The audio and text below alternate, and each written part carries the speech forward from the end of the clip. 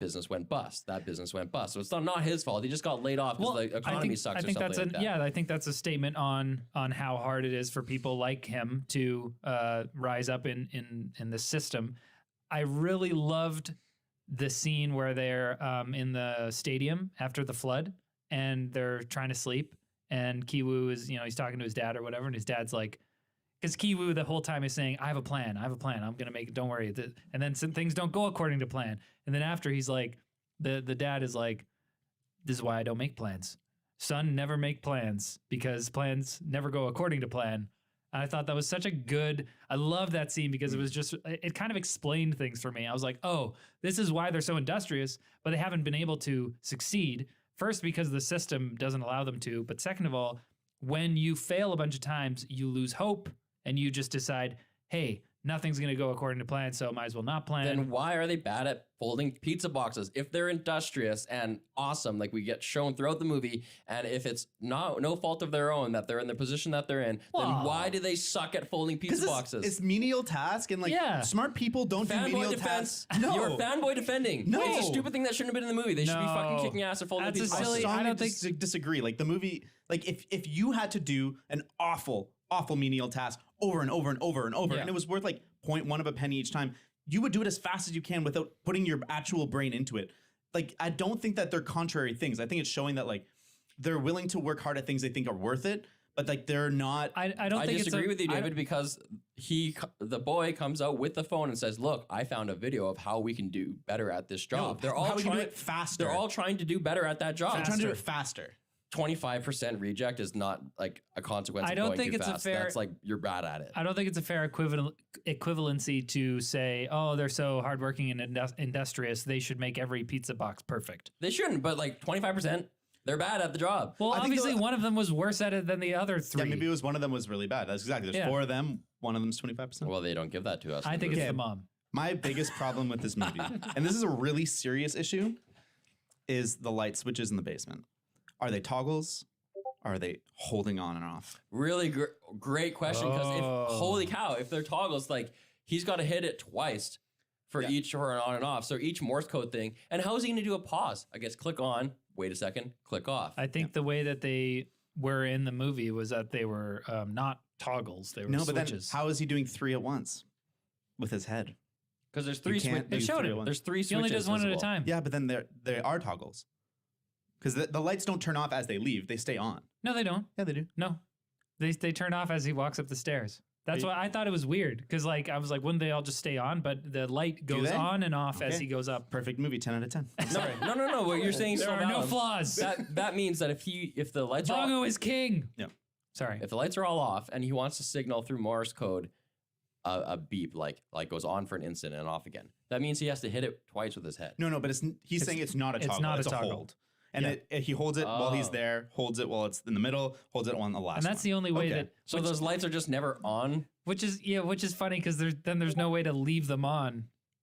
No, wait a second. He has 2 hands and 1 head. That's why he's so good with his head. He hits all 3 buttons at the same time. 2 hands, 1 head. We figured it out. And he just stands there. That's how lightsabers work. I will say that visual of him with the bloody head when he walks out with the knife was strong. And the visual... So in this film... The son has had a traumatic incident at his first grade birthday party. The rich son. And you don't know why until they tell the story of him seeing a ghost. And you're like, what? But then you find out that there is a dude living in the basement. You're like, okay, that's probably the ghost. But the visual of this kid by the fridge eating the cake. Like a brat. Yeah, like a brat. I hate this kid. Fuck you guys. You just hate children. Well, he's a rich kid who's everyone thinks he's a genius, so he's pampered. But then just the top of the head and the eyes of the man who's in the basement come out. And it was terrifying. I know. I was like, this is so scary. And like, I thought the movie at one point was going to turn into more of like a horror thriller. Yeah, me too. And I'm glad it didn't. I'm glad it kind of stayed grounded. But man, that visual sticks with me. I can still see his freaking scary eyes. You know what's funny? I saw that bit with the ghost, and I also thought it was amazing. And then later, only when the husband and the housekeeper comes up and he's got the bloody face and he like hits Ki-woo with the rock and everything, and he's looking around to like, what am I gonna do next? I'm like, Lauren and I are watching this, and I'm like, oh, I wonder if he's gonna be the ghost. And Lauren's like, Are you an idiot? Like, he is the ghost. What are you talking about? There's no ghost. It was just him. I was like, oh. I love it. My favorite shot in this movie speaks to that verticality that you talked about, where the rich people are above and the poor people are below. When it's raining and they flee the house. The family came home. They were hiding for a while, but then they flee. And it's pouring rain, and they're descending into town from the rich high on the hill down to where they live, and they just follows them as they descend the city. That was really cool. Oh, and yeah, the stairs in general, because there's the stairs that go down to the bunker. There's the stairs that go upwards to the. There's lots of stair motifs. Did you guys know that everything in this film was a set and it was all built? That house was completely constructed for this film. I heard about that. I didn't know Yeah, and that's why it's the stairs and everything. And too? the stairs, everything is. The city No. bits?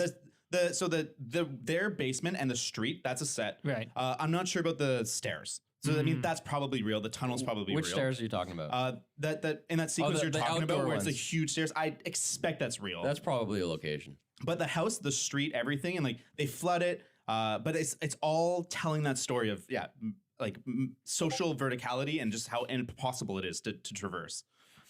Loved it. Yeah, love it. Music also. We didn't really mention this, but the those montage sequences, especially the fight where they're threatening the housekeeper and her husband are threatening to send the video to the parks, and the Kims tackle them, and there's this whole like slow motion fight sequence. And the music is this like beautiful classical music. I was just like, oh, this is so nice. It was so funny. Yeah. Well, then I love that the daughter's clever enough to go and be like, oh, we have peaches in the house now, and uses that against the housekeeper again. I was That like, was that's sweet. great. He goes and dumps the peaches on her. I have only one more question, yeah. and that is this the best Bongo movie because it's the first one I've seen that is a foreign film? Do I hate his other movies? No, I don't know Maybe. anything about this person's personal history. I don't know if he was like raised in the U.S. No, or I if he's think like super Korean and then his just first like films are Korean films. and then he came to the U.S. like later in life and just tried to make American movies. I don't know any of this. I don't want to sound ignorant. That's a really interesting But question. Okja and Snowpiercer they're Hollywood movies and they're in English and they have Western actors and they suck. I hate them. Well, they don't suck. But they have an Asianness to them. They have a weirdness to them. They have an oddness. Yeah. And I'm happy to see something I've never seen before. Right. That's great. But it just didn't work for me. And I wonder if with this movie, it's like he's in his element. And maybe it's me as a viewer. I'm watching a foreign film and I have a more open mind. I make allowances for things. If the editing is different, I'm like, well, that's just how they do it over there. Just like when you're in a different city, like you're in Kuala Lumpur and the architecture is different. You're like, oh yeah, it's just they do it differently over there. I think you're answering your own question here. I mean, I liked Okja and sort of like Snowpiercer, but like a cool idea. No. Disgusting. I liked it, but I liked this one way more. Like I would give Snowpiercer like a 6, give Okja like a 6.5, 7. This is a 9. So I think I'm right there with you. I think that seeing him in his element maybe made a difference. I mean, like trying to make a movie in your second language, that'd be really hard to try and direct an authentic performance out of actors in your second language and be like, you're trying to be like I'm trying to give this nuance, but I just don't know the word. But there's just so many really weird things in film language that like, if I was trying to appeal to like a Chinese audience or something, or an Indian audience, what the heck am I going to do? I don't know what they really like. Like, it's a whole different culture. Like, how do I pander to them? How could Okja possibly be good? It was an impossible task. Unless you like giant hippo pigs. I'm down with the hippo pigs. I love hippo pigs. And I think they should all live. We shouldn't eat any of them. I just want less exposition at the beginning of the movie. It's just so heavy-handed. It was bad writing. I hate Okja. Oh, jeez. Yeah. And Okja's just so over the top. But Steven Yeun is in it. The guy from Walking Dead. I don't watch that. Walking Dead's for dumb people. Wow. Take that to the bank. No, Let's wrap it up, I stopped watching it. Do you guys want to watch season 3. more Korean films after watching this film? If they're made by Bongo. There's good Korean films. You guys should watch some Korean films. I'm sure there are. This is something that every time somebody is like, you should watch more foreign films, I'm like, shut up. Because it's like, I don't know, am I just going to watch foreign films for the sake of being, I watch a lot of foreign films. It's very refreshing, I find. It's because you're right. It's so different, and like what they're trying to accomplish, how they're trying to communicate is so different that it's really refreshing to get something that's not Americanized. Right. Do you want to see more foreign films nominated for Oscars? Oh, for sure. I think that the reason that we watched this is because it got so much hype. I don't think we're going to be like watching very many random foreign films, but I think that it is nice to kind of like spread your Wings. Dip your toes into unfamiliar waters every once in a while when there's a reason to. Yeah. Well. What about you, James? Are you racist? What? What? If you don't watch foreign films. He's breathing heavily. Oh gosh. What about the title though? What title? The movie, The Parasite. Oh, Parasite. We didn't even think about that. Well, that's pretty self-explanatory. The Kims are parasites parasitical on the parks, but the parks are parasitical on society. Ooh.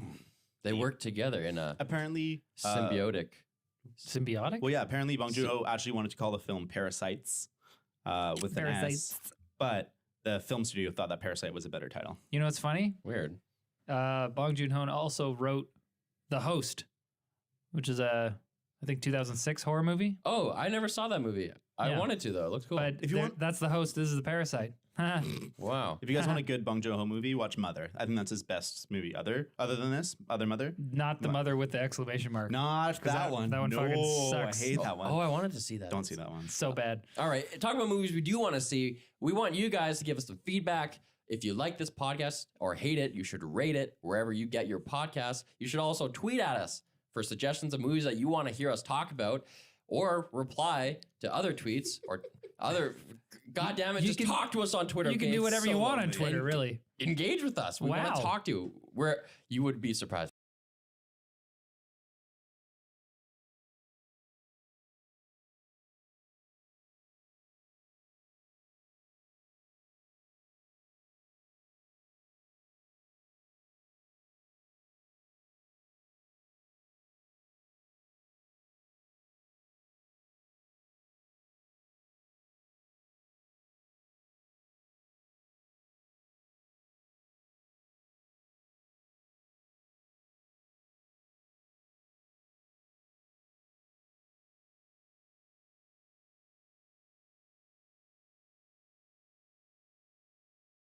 Oh, okay. Easy.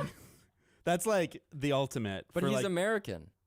but he's not the, So wait, the bad is this, parts of America. Is this a crush like? Because I'm thinking way too hard about this. Is this like a crush where you want to like settle down with them, or is it like, oh, you just want to have a hookup? What or is it? something? Fuck, marry, kill.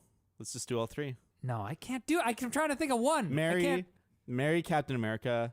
Fuck Patrick Bateman, and then kill. Who do you kill, Riley? Chris Tucker in The Fifth Element. Oh my. Come in! Come in! Come in! Come in! Oh my goodness. Oh, I thought I had a good one. Hermione?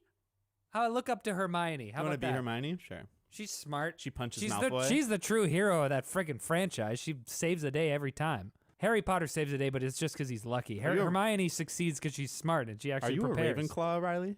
I know who your She's a male crush Gryffindor, is. dude. Are you a Ravenclaw? You think intelligence is what saves the day in the Harry Potter universe? Not Well, holding your values and I don't think that's what you're. Man, this is a loaded question. So mad at you. Dude, I know who you want to be with. You want to marry Samwise Gamgee. Oh, that's a good one. That's not bad, actually. Think of the taters he'd make you. Ooh, I do love taters. A brace of conies. There's only one way to cook a brace of conies. That's what he says, right? Doru asks, you guys said you can play instruments. Could you give us more details? Any recordings we can listen to? I'll go first because it's the easiest. I'm James. But But we could share some.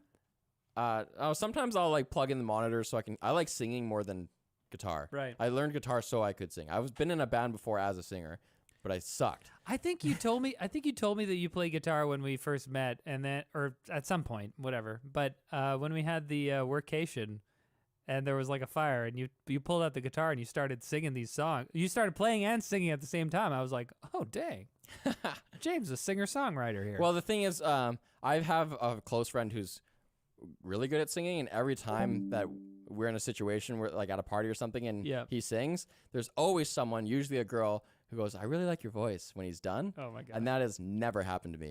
So that's how I know that I'm not a good singer. well, it's fine. I heard you. Thank you. Yeah, at workation, Yeah. I heard, "I didn't know you played guitar." No one there was like, "You're a good singer." No. No one's gonna say you're a good singer. People do it all the time. I witnessed it. Yeah, Happened to but my roommate. that girl probably liked him or whatever. She you did. know? She did after you heard him sing. David? Yeah, I play a little bit. I play instruments, been playing piano since I was like 5. I picked up guitar later. Did drums since grade 7. Got pretty into that. I kind of have a pretty good ability to pick up instruments. There is recordings of me. I don't really want people listening to them because it's all Christian stuff. There's lots of Christian music that I wrote and performed. Hey man, there's some good Christian music. The like, Dude, you just switch the name Jesus for the word baby. Yeah. And then go to market. I did like we Publish. did music videos with the church that I worked at. Some of them were covers and stuff, and like, Wait, you are in Christian music videos? You guys want to see one? Yes. Waking up knowing there's a reason. All my dreams come alive, and life is for living. With you, I've made my decision. Oh, that's you singing. And I made this music video. Oh my God, you did everything. Is that you? With Is that guy Yeah, that's me. with a shaved head? Yeah. Weird. Okay, the mix seems pretty good. I mean, I'm only So hearing. that's a cover of a bigger song. Nice. But Dang, dude. it's embarrassing. There's like That's recordings of poppy. me playing piano solos or like paired up with like some professional other musicians at the Queenie. If you really want to find it, I don't remember what year it is, but it'd be Coastal Church Christmas celebration or something. So yeah, David 2015. Stans, hunt that stuff down. Yeah. Yeah, top that, Riley. Oh, I can't top that. But I took piano lessons also from when I don't know how old I was, but my grandma was like a very, very strict German piano teacher. So every time she came over, she would like make sure that we had practiced or whatever, and we never did. So we always disappointed her. Sorry, Oma. But yeah, I took piano lessons up until like grade 8. You said you did grade 10, right? So I should clarify. I went up to grade 10. I never did the grade 10 exam. Oh. So I finished grade okay. 9 and with the theory and the history. So and you the, have grade 10 as much as I have a bio minor. exactly. Yeah. We're figures together. Yeah.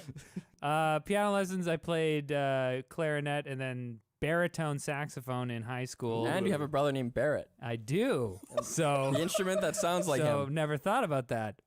Baritone sax. I played drums and stuff. I also played on like the worship team at my church. Hell yeah. Like You went to my- church? Oh heck yeah, Yeah. Have you my, met him? my entire childhood. Heck yeah. Yeah. HE double hockey my, stick. My family would go up and play all together. So like my dad was playing guitar.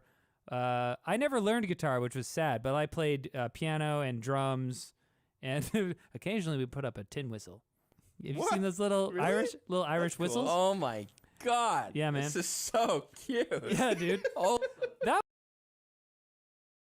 That was honestly like, but it was a great opportunity to like learn music and play it every week and like kind of pop, because like a lot of those like Christian songs, like they are very like four Totally. chordy and Well, it's just pop from 4 years ago happening now. yeah. So that was my whole deal. Yeah, played drums and piano and saxophone. That's my whole deal.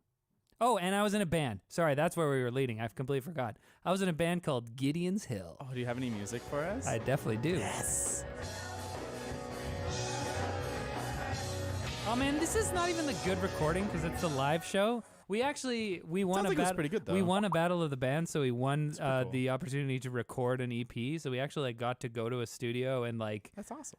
record an EP. So I don't know where. I think I have the CD at home, but like I don't have a CD player. So like that's too bad. Anyways, yeah, I was in a band. Sweet band. It sounds pretty cool, man. what did you guys think of each other when you first met? Oh man, live show. We actually. Yeah, but I thought. The biggest kiss ass I've ever met in my entire life. So we're working in this Oh. fucking basement gym. The owner is like a big weirdo loser that I don't like for many reasons.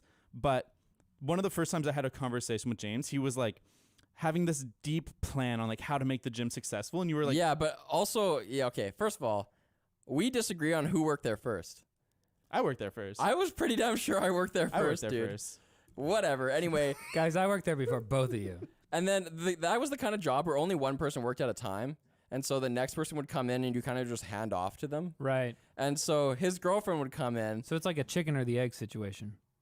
What I'm getting at is like at the beginning of every month, like people's payments would bounce because they changed credit cards or something like that. So you'd have this list of people whose memberships didn't like automatically renew. Oh, okay. And you're supposed to call all those people and like leave a message like, hey, did you get a new credit card, or like what happened? And then just follow up on it. Where's my money? So I would actually do that and then his girlfriend would come in for the afternoon shift. And one time I was like, hey, I made it through, like, I made a spreadsheet of the people who were outstanding and I got like halfway through it. And so here's the remainder. If you can just like do those, that's it. And she was like, yeah, I'm not doing this. And I was like, okay. Oh, why not? Why Because did you for a wanna do it? lot of people who work there, it's just like, man, I work here so that I can like do X while I get paid. Right. You know, like Exactly. I'm a personal trainer and like I train my clients here and then I also pick up shifts at the front Yeah. desk. Or like I'm a programmer or Right. I'm a writer and I'm writing my book here, you know, while I'm on shift. It's also kind of like a confrontational thing to do. You know, I can understand somebody not wanting to like call up people and be like, I never "Hey, did it. your payment expired. Yeah, I never did it. And it's like Give if us they your money, dude." But no one ever did it. No one ever did shit. No. Nobody ever did it shit wasn't there. good enough pay, it was garbage job. And it was Mhm. like, yeah, it's exactly what you said. I did it so that I could have paid hours doing other work. And I would just do photo Man, editing that's work awesome. or anything else. That was kind of like lifeguarding at the outdoor pools. What was this question? What, So I'm David not- thought I'm I not was a gonna get into keener. that. David Yeah, thought I was a such a keener keener. because I was the only one there who did his job. I wasn't the only one. I Whoa. wasn't the only one. James, Recommend them that. James, you know what you sound like right now? A keener. But it was for my own self-interest. One time, a guy screwed me. I was supposed to be off. You can be a keener in your own self-interest. I was supposed to be off at noon. I called this guy's like 12:20. I'm like, dude, where are you? He's like, I didn't know I was supposed to work today. I thought so-and-so was supposed to work today. And that's because the schedule was just a piece of paper on the wall. I made it into a Google Sheet and shared it to everybody. I'm like, look, now you can see it on your phone. Yeah, that was a good change. Don't screw me over anymore. Nerd. One time David was working out. I think this is before you worked there. He was working out. He was pretty strong back then. He was using the squat. Back then. I would have killed a bear for sure. David was jacked before, man. Oh, Handstand sure. push-ups and Yeah, stuff. yeah. And he was doing squats, and I went up to him and I was like, hey, man, can I work in with you? Because the squat racks were all full. And he was like, no. He was like, sorry. Well, it made sense. You're doing like 30-second rests or something. Okay, You're doing yeah, some yeah. kind of pyramid. and I Oh was my like, gosh. fair. But I does sound didn't like expect me. that. Usually people say yes. Okay, I guess I'll go. I'm such. We did get along pretty quickly. I feel like we started talking about like philosophy and stuff. It's because you didn't have a car, so I drove you. That's right. I drove you to work like right off the bat. The carpool, yeah. It was you and me first, First carpool. and then Lloyd, and then David. Wow. David, I will say, when I first met you, seemed like a super nice guy, and it was fine until we started talking about The Last Jedi. I remember that car And ride where I was and like, are they pretty, mad? That was pretty early on, right? that was Like we probably- had known each other for like maybe a month or two. And that was like one of the early like defining things, I feel like. And at that point I was like, oh man, this guy he's got his head screwed on wrong. we had to make a rule in the carpool. There was no Last Jedi talk for a while. But you know, we got over it. Yeah. We kind of found that middle ground of Totally. like, hey, okay, I'll admit that Last Jedi was a good movie outside of Star Wars, and you admitted that it's a bad Star Wars it's movie. a bad Star Wars movie. And then Yeah, there from was a there- point where I would just yell, no Star Wars, and I would just turn up the music. and I was like, come on. No. Yeah. And finally, Jonathan Keevers asks, who do you think usually wins the debates? Wins Okay. the show? I don't like to think of the show in terms of winning. I win. James wins every show.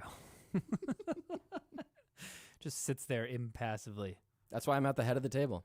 That's right. It's also the butt at the table. I think the audience is at the head of the table. You're at the other end. I feel like I do a pretty good job because this is my objective every time is to like take differing opinions and find the middle ground. You know, like in the fountain that we were at each other's throats. Then never thought we would podcast again. At the end, I was kind of like, okay, I can see why you don't like it, and you were like, I can see why you enjoy it, and that that's the end goal. I feel like I'm not looking to be right first and foremost.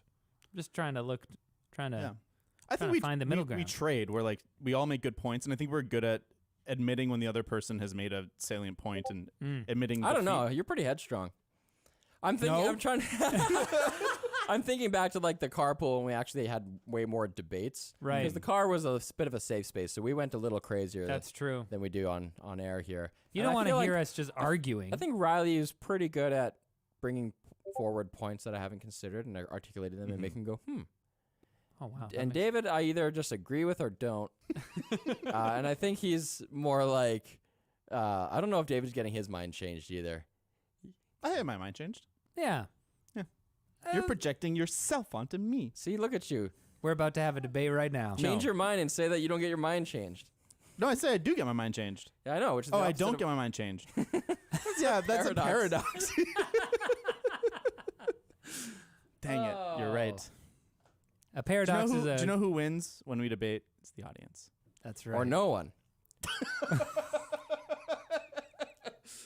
One of those. All right, so thank you so much, everybody who wrote into us, and we apologize so sincerely for the numerous writers who we didn't get to. Oh yeah. Well, we couldn't get to all of them. There's a lot of questions, so Yeah, thanks, so thanks many. everybody. And we didn't delete your stuff. We still have it in our document. If this episode performs well, then maybe we'll do another one, or maybe we'll integrate one or two of these into every show. We don't know yet, but we have your questions. You're not forgotten, and you are appreciated. We love you.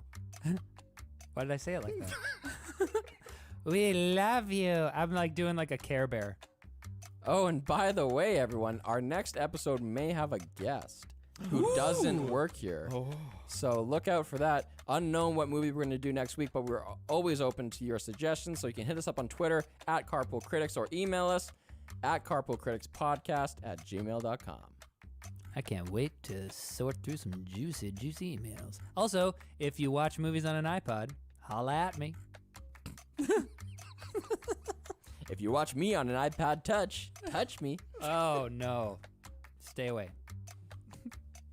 But love you. Oh, wait. Oh. And we're closing this episode out with outro music, which is our theme song, composed on a banjo by our friend Gary, who sent it to us.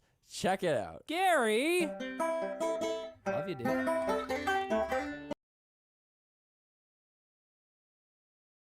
Welcome to the show.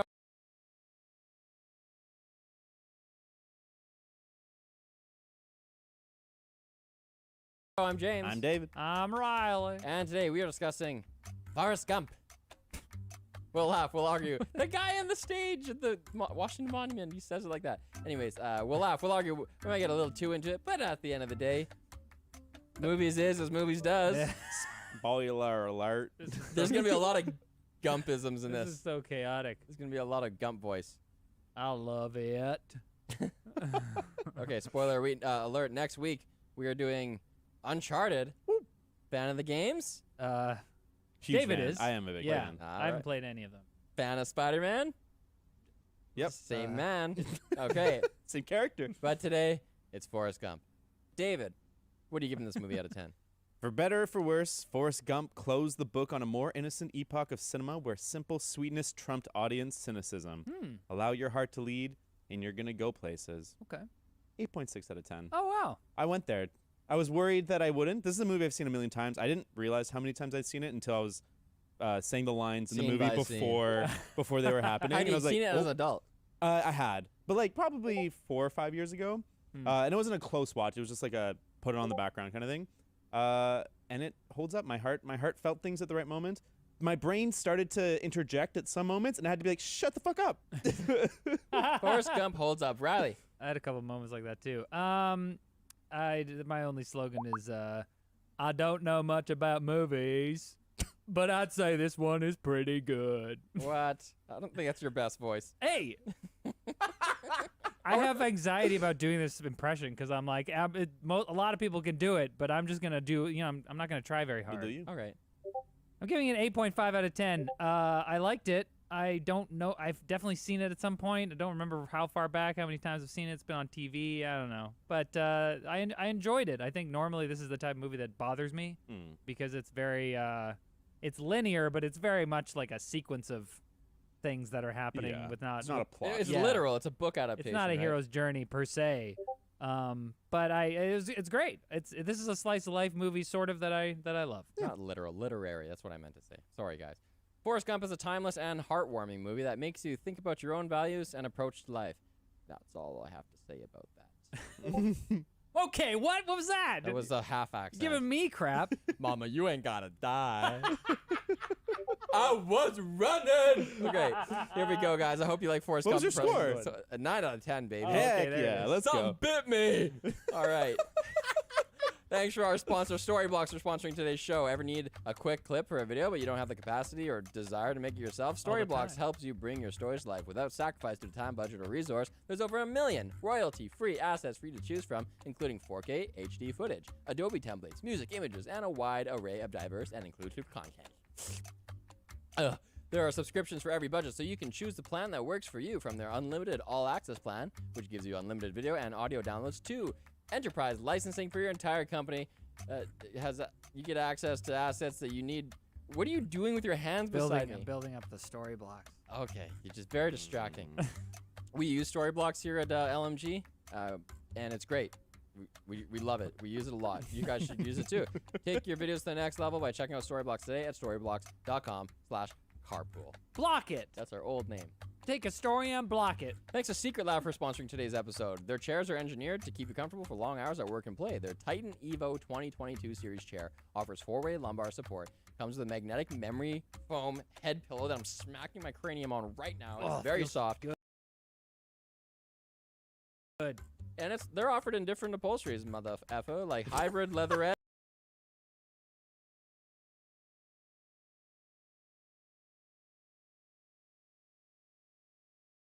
Yeah.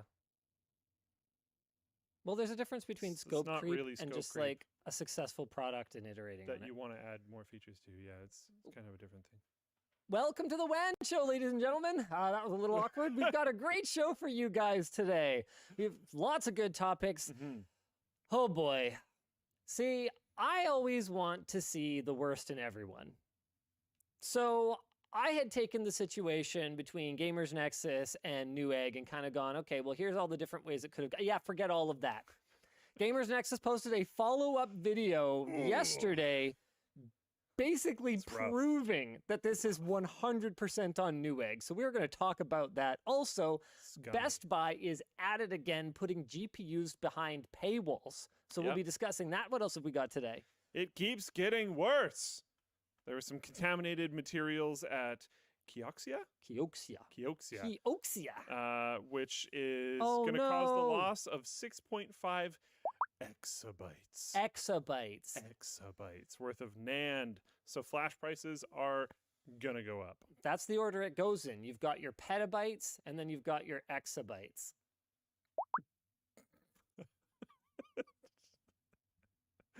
And when you lose 6.5 million exabytes, it's sad. Yeah.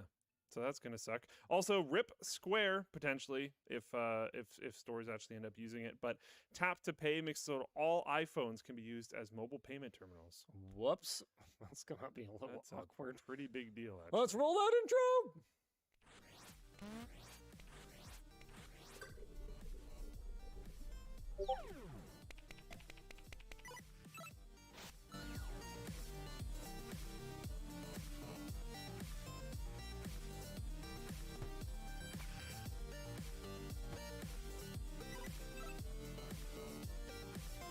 The show is brought to you by ID Agent, MSI, and Mechanical Keyboards. I figure we better jump right into this Newegg thing right off the hop here. Last week, Gamers Nexus revealed how bad Newegg's return system was with an open box motherboard that they bought that had a problem with it that Newegg blamed on them, even though Gamers Nexus said they hadn't even opened the box. They just tried to return it, saying, look, we don't need it anymore. Newegg refused the refund, saying the board was damaged, and Gamers Nexus was at fault. Oh boy, it gets worse. Yesterday, they posted a new video where they investigated the RMA chain. Apparently, Newegg RMA'd the board themselves to Gigabyte under Magnell Associates, Inc., a company they own, which was confirmed through corporate filings. I'm surprised they were able to get the name that they filed the RMA under. That's some good detective work. Gigabyte said it would cost $100 to fix it, which is actually a pretty reasonable quote for a socket replacement. That's among the lowest I've heard, but I've been out of the game for a little while, back when Back when I was doing this stuff, it was more in the neighborhood of 150 to 200. And typically motherboards weren't even worth that much then. So I guess it's kind of a good thing that motherboards are way more expensive now. Because it's worth it to repair them. Anyway, I'm assuming this is machine done now. That was probably hand done back then. Hard to say. There's been a lot of... You'd need machines either way, but... Yeah, for sure. Yeah. Newegg apparently rejected the offer to fix it for $100. So then Gigabyte returned the board to Newegg. After this, Newegg sold the known defective board to Steve, meaning that he was out $500 despite never opening the box. Apparently they left the Magnell Associates sticker on the box, which is amazing. Genius. Gamers Nexus unboxed the board, so they did get it back. Initially, my understanding is that Newegg had refused to send the damaged board back to them. But now they've got it, and the socket is in very rough shape. The thermal paste mentioned previously by customer support, though, is markedly absent. That was one of Newegg's claims, that there was thermal paste on the socket. Steve says he's been getting calls from Newegg. Lol. I'm not surprised. So, now what? At what point do we look at this and go, this couldn't possibly have been an error. This had to be malice. Yeah, it's a scam. There's got to be, I don't know what, there's got to be something in here that's illegal. Well, there's almost certainly something in here that's illegal because ripping people off is illegal. Yeah. But whether or not So YouTube... selling a known defective product as worked. Whether or not that illegal thing that Newegg did was caused by an actual policy or whether it was caused by a careless, sloppy employee is a little bit harder to tell. And sometimes the line between those things can be blurry indeed. So let's walk through 3 possible scenarios here. Okay, scenario number 1 is that Newegg's internal policy is that they should take back merchandise that is known defective, box it back up, and try to sell it as new, even though they know it doesn't work. Then when someone gets it and sends it back in for RMA, they say, haha, too bad. Now we've got the money and the product. We win. That's pretty unlikely. That's probably not it. If you put that in writing, like, you're in trouble. I said last week when we talked about this that if they had any kind of procedure like that existed, there would almost certainly be a whistleblower that would have called them out on it. And we had people saying, there are whistleblowers. There's people who have bought things from Newegg and gotten ripped off. That's not what a whistleblower is. Yeah. A whistleblower is someone who is on the inside, someone who's in the know, who exposes this type of policy or this type of practice. So I think we can say with a fair degree of certainty that that's probably not it. Okay. Let's go the other route.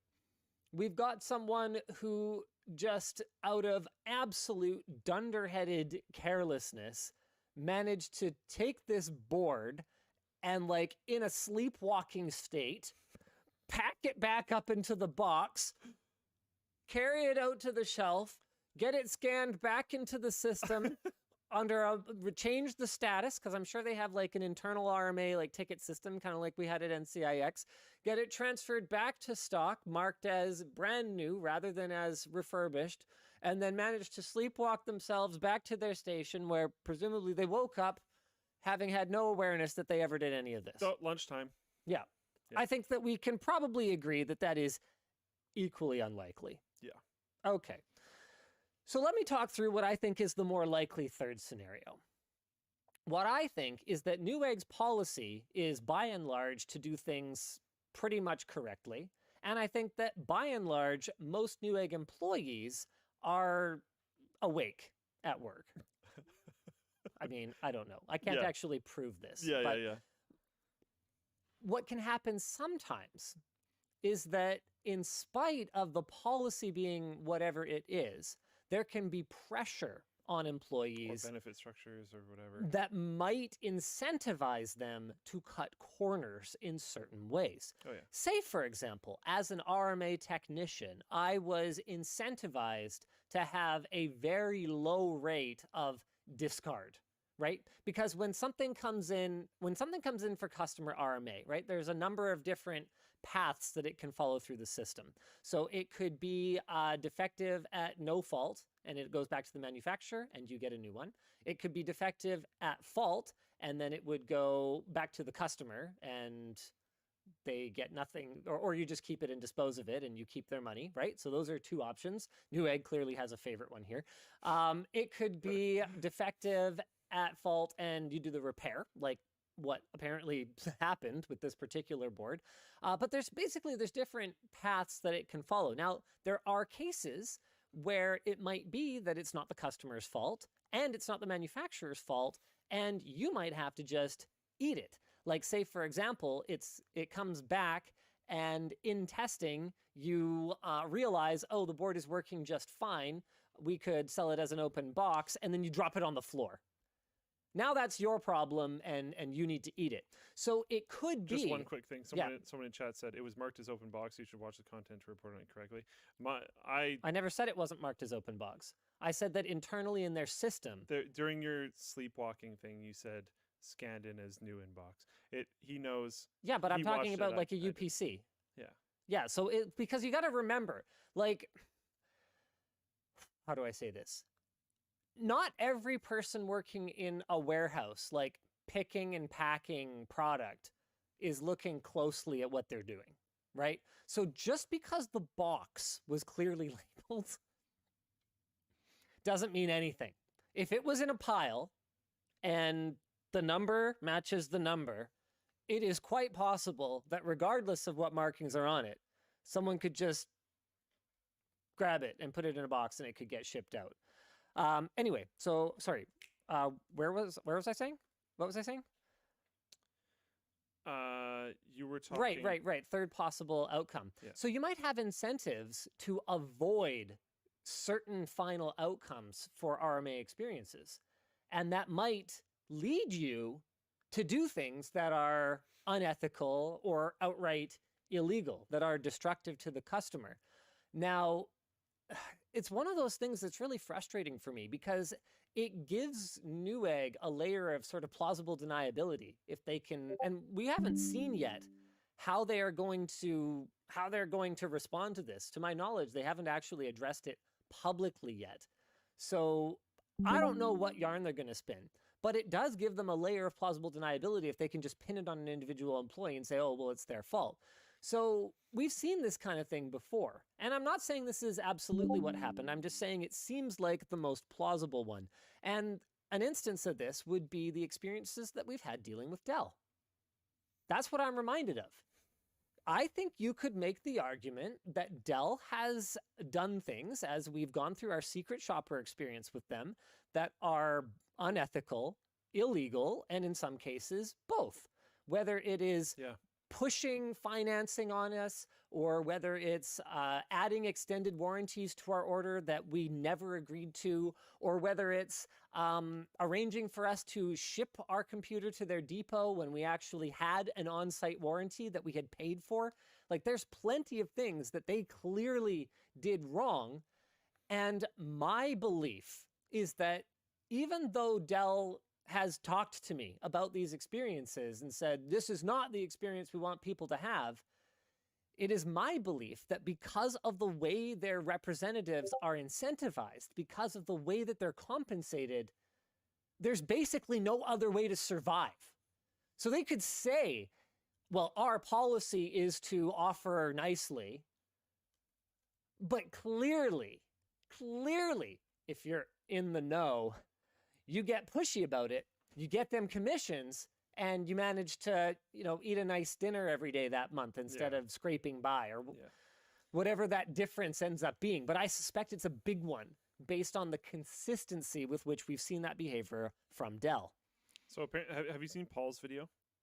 I haven't watched Paul's video, unfortunately. So apparently Paul was an RMA tech at Newegg. I know he worked at Newegg. I didn't know he was an RMA tech. Me neither. And apparently he posted a video on Dig Newegg Scam Gamers Nexus, a former RMA inspector's opinion. I have not watched it. It's probably excellent. That's what I would say. All right. Yeah. If anyone has kind of a somewhat TLDR at all, that would be amazing. Would love to know Paul's perspective. And we're not just going to pull a just watching someone else's content and reacting to it on stream thing right now, just this time. But yeah, I'll definitely go check out the whole thing when I have time. Ba-da-ba-ba. Yeah, So I didn't know this came out. I'll definitely watch it too. Just not now. at this point, I mean, what do we do? Because it's pretty clear that This has happened either to an abnormally large amount of people. that whether it's through policy or whether it's through Lack of resources, or negligence. yeah, it's almost impossible to paint a picture where Newegg comes out looking like anything but shady here. Yeah. So now what do? We've got Amazon, great. We got Newegg, great.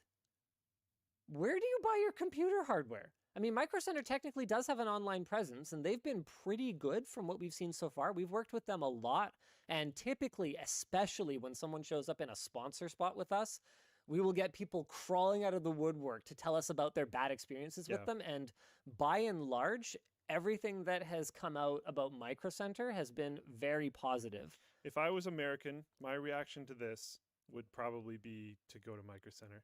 As a Canadian, my reaction to this would be like, I don't know, Canada Computers, Memory Express, something like that. Yeah, but you're in Canada. Yeah. So that doesn't help our American friends. Yeah, it's at Micro Center. Oh, Though. sorry. I haven't personally heard notable bad things about Micro Center. I have heard people say that they're like, and someone literally just said this in Floatplane chat, but I have heard this elsewhere as well, where they're like upset when they move away from a Micro Center, that type of stuff. But like, I don't know. B&H also has some things. Yeah, B&H though for component selection, it's not amazing. Hey, you're live on the WAN show. Is that chill? Sure, my This is daughter's in the Paul. car too, though. Hey, Hannah, say hi. Okay, she's shy. Yeah, it was worth a shot. I know how it goes. Can you guys hear Paul all right?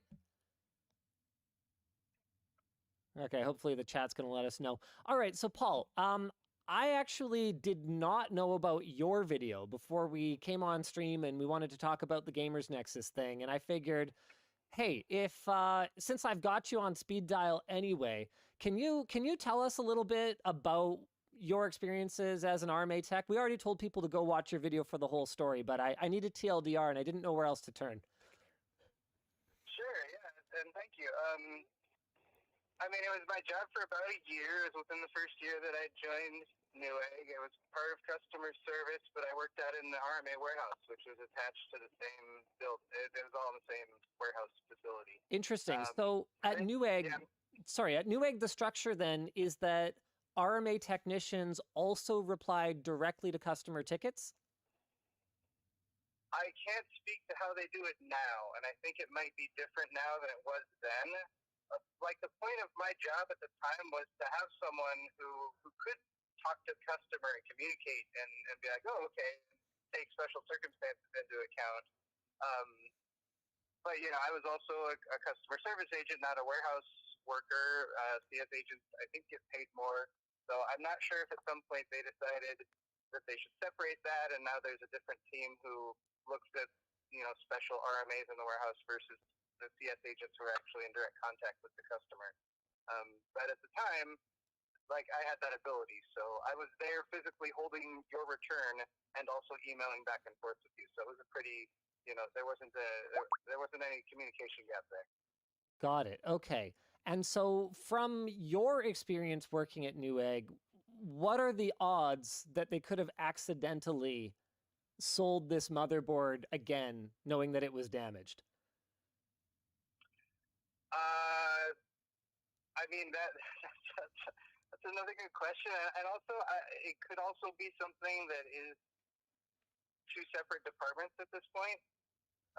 There could be returns that go to one facility, and then there could be another facility that has actual, like, open box products or other stuff like that. Hey, I'm live on the WAN show. Hi. My wife says hi too. Let me switch to my phone since I just got home. Okay, can you still hear me? Oh yeah, absolutely. Okay. So yeah, what was I talking about?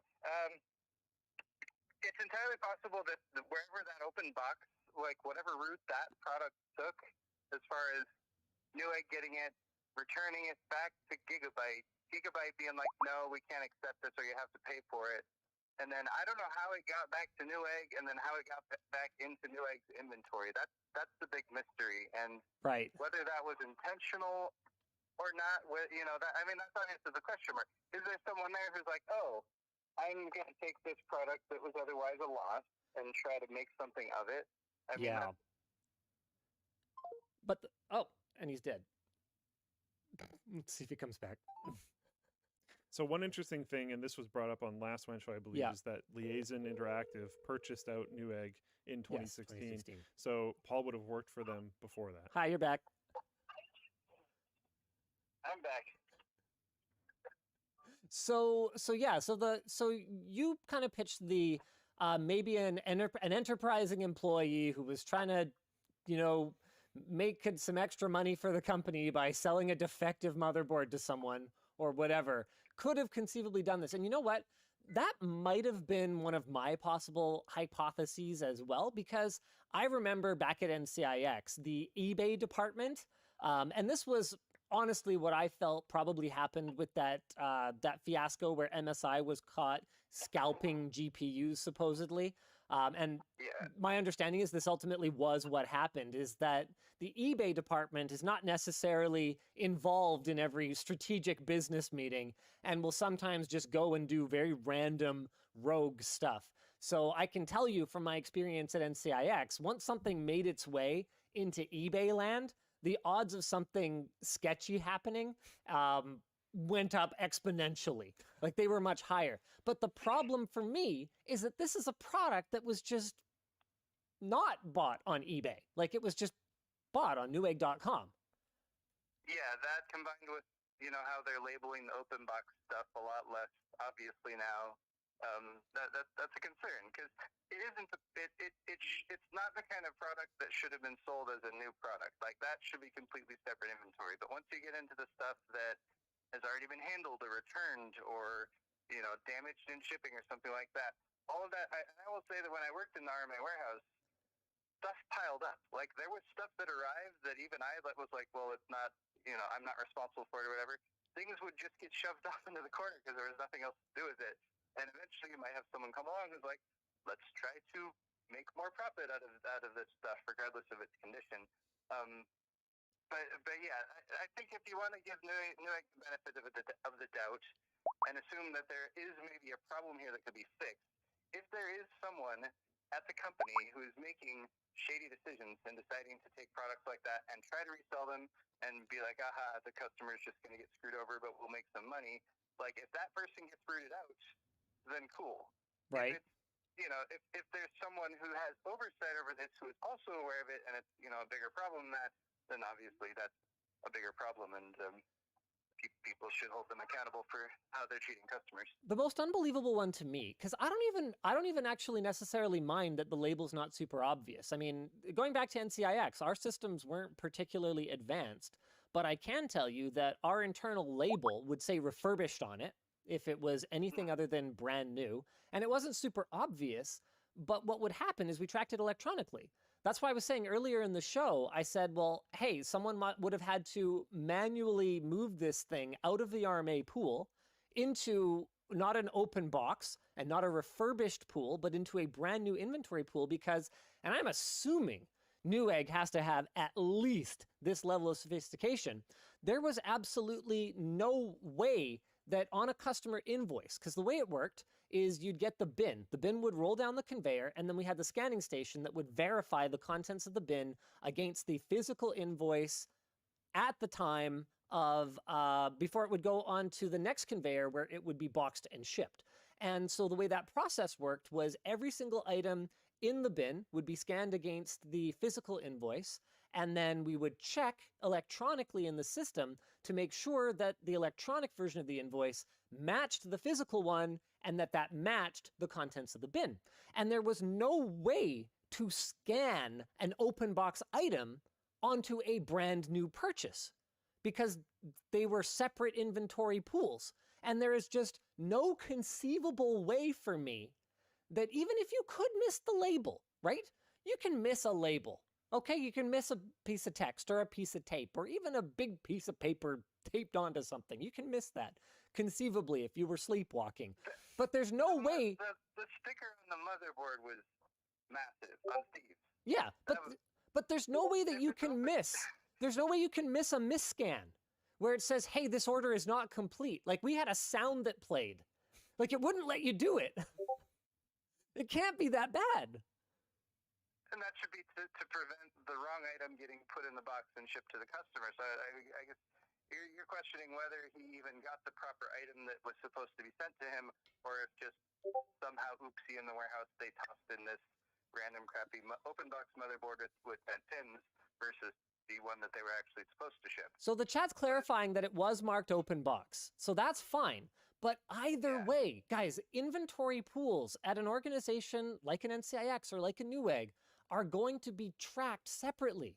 Your RMA pool of inventory, like when you're a product manager, because that's what I did. When you're a product manager going through your inventory report for Gigabyte motherboards, right? I don't see inventory on that report that is in our RMA pool. How would that be useful to me in my job, right? I see open box and I see brand new in box, but I don't see RMA. When you move something from one place to another, a decision has to be made to do that. And there's no way that you could scan something on a brand new invoice that is open box, and there should be no way that you can scan something from an RMA pool that is supposed to be open box. Do you kind of get what I mean? So how the heck could this possibly happen? And that's maybe why it deserves a lot more scrutiny, because I would be curious to know what agreements are in place between like manufacturers such as like an MSI or a Gigabyte and a retailer like Newegg when it comes to the resale of like products that have been returned or that are open box or something like that. And like, 'cause here's the other thing. It was a Z590 motherboard, right? Or it's not a new motherboard. No. Like, how many open box of that motherboard do they have? I would bet it's a very, very small amount. Yeah, I'd wager it's not very many. But somebody had to have, created maybe a branch SKU or something like that for open box versions of the same product and then listed it for sale. So that's why to me it doesn't seem like the wrong product was tossed in the box. It seemed like they intentionally listed this motherboard specifically for sale on the website, and obviously they shouldn't have. But how did it get there, and whose job is it currently to take products like this and list them for sale? And are they being very, very, very horrible at their job? Or potentially even, going over that line to the point where they're, scamming customers. I got to tell you, I have a big problem with open box motherboards in the first place because the motherboard, I'd say right up there with memory, is probably the most likely component to have some kind of problem with it that isn't obvious immediately. If you kind of get what I mean? Yeah. And so like a NIC not working or something like that. Exactly. Or like an instability issue that only pops up once every 6 hours or something like that. Like, it's far more likely to encounter something like that on a motherboard or on a stick of memory compared to a CPU, for example. Yeah. Or a case, obviously. Like, or a GPU. GPUs are typically broken or they're not broken. And it's relatively obvious. You know what I mean? And so even just the practice of selling a motherboard that has already been returned should be approached so cautiously and so carefully that, never mind if it has a mangled socket, right? You should be double checking and triple checking that there was actually nothing wrong with this board, that it was only returned because they exchanged it for a different one with better onboard graphics or a different color scheme or whatever the case may be, and that you know for a fact that it's working. So, to play devil's advocate, as I know you like to do sometimes, and come at it from the manufacturer's perspective, because you know how slim the margins are in this industry. I do. Should all motherboards cost a few more dollars? Well, to absorb the impact of having to eat the cost of returns and not sell them as open box or handle it in that sort of way. it's funny you mentioned that. We actually talked about the race to zero. I mean, I'm sure you've heard the term 1,000 times being in this industry. 2% more. Mm-hmm. And we talked about this on the WAN show last week, where Luke and I talked about how we should turn LTTstore.com into an electronics retailer, and that'll be our model. We'll just mark everything up, like literally 2.5% more would probably be all that you would need to have industry-leading customer service compared to everybody else, because that is how slim it was. Do you remember when Newegg tried to go IPO? I remember that. Yeah. I was supposed to have some stock options that never really amounted up to anything. Well, they would have been pretty poopy stocks because I don't know if did you look at the financials? Neweggs? Or what, back Yeah. when they were trying? Yeah, Neweggs. It's a long time ago. The net profit was somewhere in the neighborhood of like 1%. And oh, God. Yeah. on like, I think it was on like about $1 billion annually in sales. Like it was a freaking lot of money in sales. And so 1% of $1 billion is still a freaking lot of money, right? It's all about volume. It's all about that volume, right? But nobody is going to invest in a company that is making 1% net profit. So I think that's something a lot of viewers don't really understand when I do tend to come at things from a manufacturer's or from a retailer's perspective, is that there's no free lunch. If you want cheap as chips electronics, it comes from somewhere. Yeah. Now, that's not an excuse. You still have to abide by the law. And it appears as though Newegg, whether intentionally or unintentionally, clearly did not do that here. I mean, you're putting it in pretty stark terms there, and yeah, I mean, are we ever going to find out for sure whether it was intentional or unintentional? Is there ever going to be any sort of like direct addressing of this by Newegg on some level? Not unless there's a whistleblower. So if anyone from Newegg is watching, I implore you now, blow the whistle, get in touch with us. We want to see the internal tickets that have been sent around about this case, because I guarantee you they've made it to the VP level at this point. Yeah. I want to hear from you. What happened? Someone blow the whistle. I'm ready. Or better yet, reach out to Steve from Gamers Nexus, because he's the one who should be breaking this story. All right. Thanks, Paul. Yeah, thanks for calling, and have a great rest of the WAN show. And what's up, Luke? That's Luke, right? Hi, Paul. Better believe it. Hi, Luke. Man, it's been Hope so to see you long. soon. Yeah, we'll have to. Are you going I to know. Computex this year? I'm currently, that is like my intent. Yeah. Okay, I want to go. So if Me there's too. Computex, man, we gotta have like a reunion dinner or something. I haven't seen you in forever. Yeah. That would be awesome. All right. I love that. All right, later, dude. All right, thanks, guys. Bye. Okay, bye. So there you have it. Paul with the very unusual for him balanced take. Just kidding. Obviously, Paul's always a very balanced and level person. he really is. Newegg stock over the last year has gone woof. By the Well, way, yeah, I it's mean, been- it's it's been terrible, rough. terrible. But if I was an investor, it's the last bit. I mean, I've had every opportunity, guys. I have had every opportunity. Do you know how easy it is to sign up for a distributor account with like Bell Micro or Ingram or whatever, and start just like drop shipping, selling electronics? Do you guys have any idea how easy that is? We could probably be set up in a matter of hours. There's a reason that I got better stuff to do. Like selling these wonderful Threadripper editions. If you want to have a good customer service experience, We do have good customer no, I was service being serious. because we shamelessly charge enough for our products that we can afford to have. Okay, it's a little slow right now. We are hiring more people, but it's good. We will get you taken care of. But yeah, we charge enough that we can actually afford to provide, proper solutions when people have a problem. And so we've got a number of new products. We announced the ABC book character plushes last week. And this week, we've got the Couch Ripper. It's available in 3 different sizes. So Luke's got the big one. It's huge. It's massive. He's got that big one. And I'm holding the medium one. And this is the itty bitty little small one. So you guys can check them out. They are significantly more expensive than the Intel version, but let's they're better. What do you want me to say? No. It's because they're bigger. It's just because they're Threadripper shaped and sized, so they just are stuffed with a lot more stuff. But it starts at just $19.99 for the cute little couch ripper one that you can just put on a shelf or whatever as a little decorative piece. All right, so Newegg, there's no way for them to come out of this looking good. I don't think we'll ever get a clear answer as to what exactly happened, No, probably which not. leaves us finally back to the question I asked probably like 20 minutes ago at this point. What do we do? Is this boycott worthy? I would personally. You would just not shop there anymore. Yeah. You're done. At least for a period of time. Send a message. Yeah. Okay. We've said for the entirety of the length of the WAN show has been live to vote with your wallet, right? Absolutely. Even if it's a temporary thing, you can do that.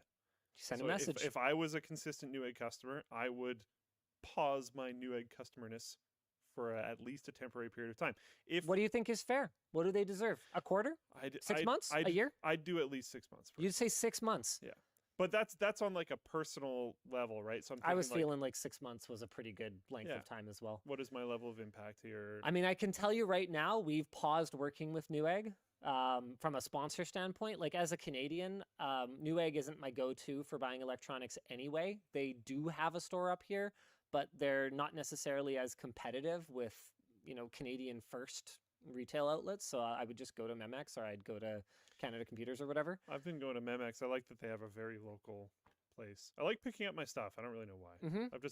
It was always a ritual for me to go pick up my stuff from NCX, and now I do that still from Memex. So Yeah, for sure. So for me, I don't really have a way of pushing back on Newegg from a customer standpoint, but and this is sort of ironic, from a sponsorship standpoint, which is actually them being the customer, they pay me for sponsorships. I could stop taking their money, and because presumably when they pay me money, there's a greater It's return worth it for them. them. Yeah. So it's sort of like, it's very ass backwards, but I think you guys get the point. So I'm with you. Let's say 6 months of not working with Newegg, at which time we're going to reevaluate it. And this is a great opportunity for me to show you guys that we've actually started a new initiative here to give you guys an opportunity to weigh in, not just on Newegg when we revisit this in 6 months, but also our other sponsors. There's actually a whole new section of the forum here called LMG Sponsor Discussion, where we are going to be posting new sponsorship opportunities that come up. Obviously, we're going to do our own due diligence on sponsors. That's something that we have been working consistently to improve over the last few years as we've grown our business team. But we want to hear from you guys because a lot of the time our experience won't necessarily mirror the same or the experiences that consumers might have had. And it also doesn't allow us to look back in time. We might go and order something from some new sponsor and we might have a fantastic experience. They might have our address flagged. You never know. I wouldn't put it past. That's not even that sophisticated these days. We've literally said if we were working at these companies, we would do it. Absolutely. Yeah. They might have our address flagged. They might have recently cleaned up their act, and maybe they were really shady 6 months ago, and there would be no way for us to know that other than hearing from the community. So we want you guys to start really being an active participant in the brands that we should be working with that you feel are complementary to our brand. So that's where we're at on that. We want to hear from you guys, but Newegg, I think we've heard the message loud and clear. 6 month pause on working with Newegg, so we'll revisit it sometime in August, I guess. Yeah. All right, that means they're going to miss out on the back to school period. Should we jump on a few curated messages? Yeah, let's do that. Just see if there's any like specifically about that or anything else that's interesting. Absolutely. Oh shoot, I don't have it open. What happened to my tab? Oh balls. Well, you're on it then. Okay. Never mind. I have it. It has a new favicon. So I got confused. Oh, yeah. I don't know why it's a bike, but it sounds Okay, good. it's a bike. That's Linus bike. Yeah. That's a thing. Yeah, actually. Yeah. Yeah, true. And it's orange, so, whatever. Hold on. Empty Hammer says, I legit can't think of a company that was shady and no longer is. There are companies that have rehabbed their images in significant ways. Here's one, Lucky Gold Star. Really? Lucky Gold Star was known for being absolute garbage back in like the 80s, early 90s. And nowadays you know them as I don't remember actually. Lucky Gold Star. Lucky Gold Star. LG? Yeah. It's just LG. Interesting. Yeah. Okay. For me personally, Zotac. Okay. My understanding. I'll take it. Yeah, because when I was first getting into computer stuff, it was like, I don't know. I didn't know them as like bad for customer service or anything, but generally I knew them as like generally lower quality products. Cheaper stuff and whatnot. And then as the years have gone on, quality's gone up. Their like attention to detail and different things, like they seem very legit now. They've really innovated. They've done some really cool like ultra compact cards and stuff like that over the years. Yeah, they drove a lot of those ultra compact cards for a while there. So like I've seen them on the come up quite a bit. People are like, LMAO, I literally thought LG stood for Life's Good. Well, it does now, but it stood for Lucky Gold Star back then. A lot of particularly Asian companies started out with sort of more names that were more culturally appropriate over there, and then rebranded to more Western-sounding names to Would you count improve their MSI appeal. under that? Yeah, Microstar International. Yeah. DFI, remember DFI motherboards? Diamond Flower International. Like, that's just a thing. That's like a very Taiwanese way of branding. I mean, Asus was Pegasus. Yeah. That's where the Asus, Pegasus. And so when they split into Pegatron, which is their manufacturing arm, and Asus, which is their consumer electronics arm, it's Pega and Asus. Yeah, that's cute. It's all right. Yeah. One of the merch messages from Maria M is, "Hey Luke, any advice on Hyundai Kia?" That's another one. I didn't know that. Hyundai and Kia. No. Just like that they sucked and now they're great. Oh, okay. Yeah, like, oh man, Kia. Whoa. Yeah, weren't they just like super trash? Yeah. Yeah. I don't know as much about cars. Now you look at a Kia, like, damn. Sweet. Look at that Kia. Maria M merch message says, "Hey Luke, any advice for a first custom keyboard build? Do lots of research, and I think one of the biggest like gap makers in custom keyboards is whether you actually use lube or not. You should really do it. A lot of people don't, and it's a big detractor in the overall feel of your board. You should use lube, Luke 2022. Yeah, it's a good idea. Just makes, it all works a little bit better, a little bit smoother. It feels better. David says, pleasurable experience. I'm struggling to balance working toward my dream career and family troubles at home. During your career grind, has there ever been a time when you felt overwhelmed?"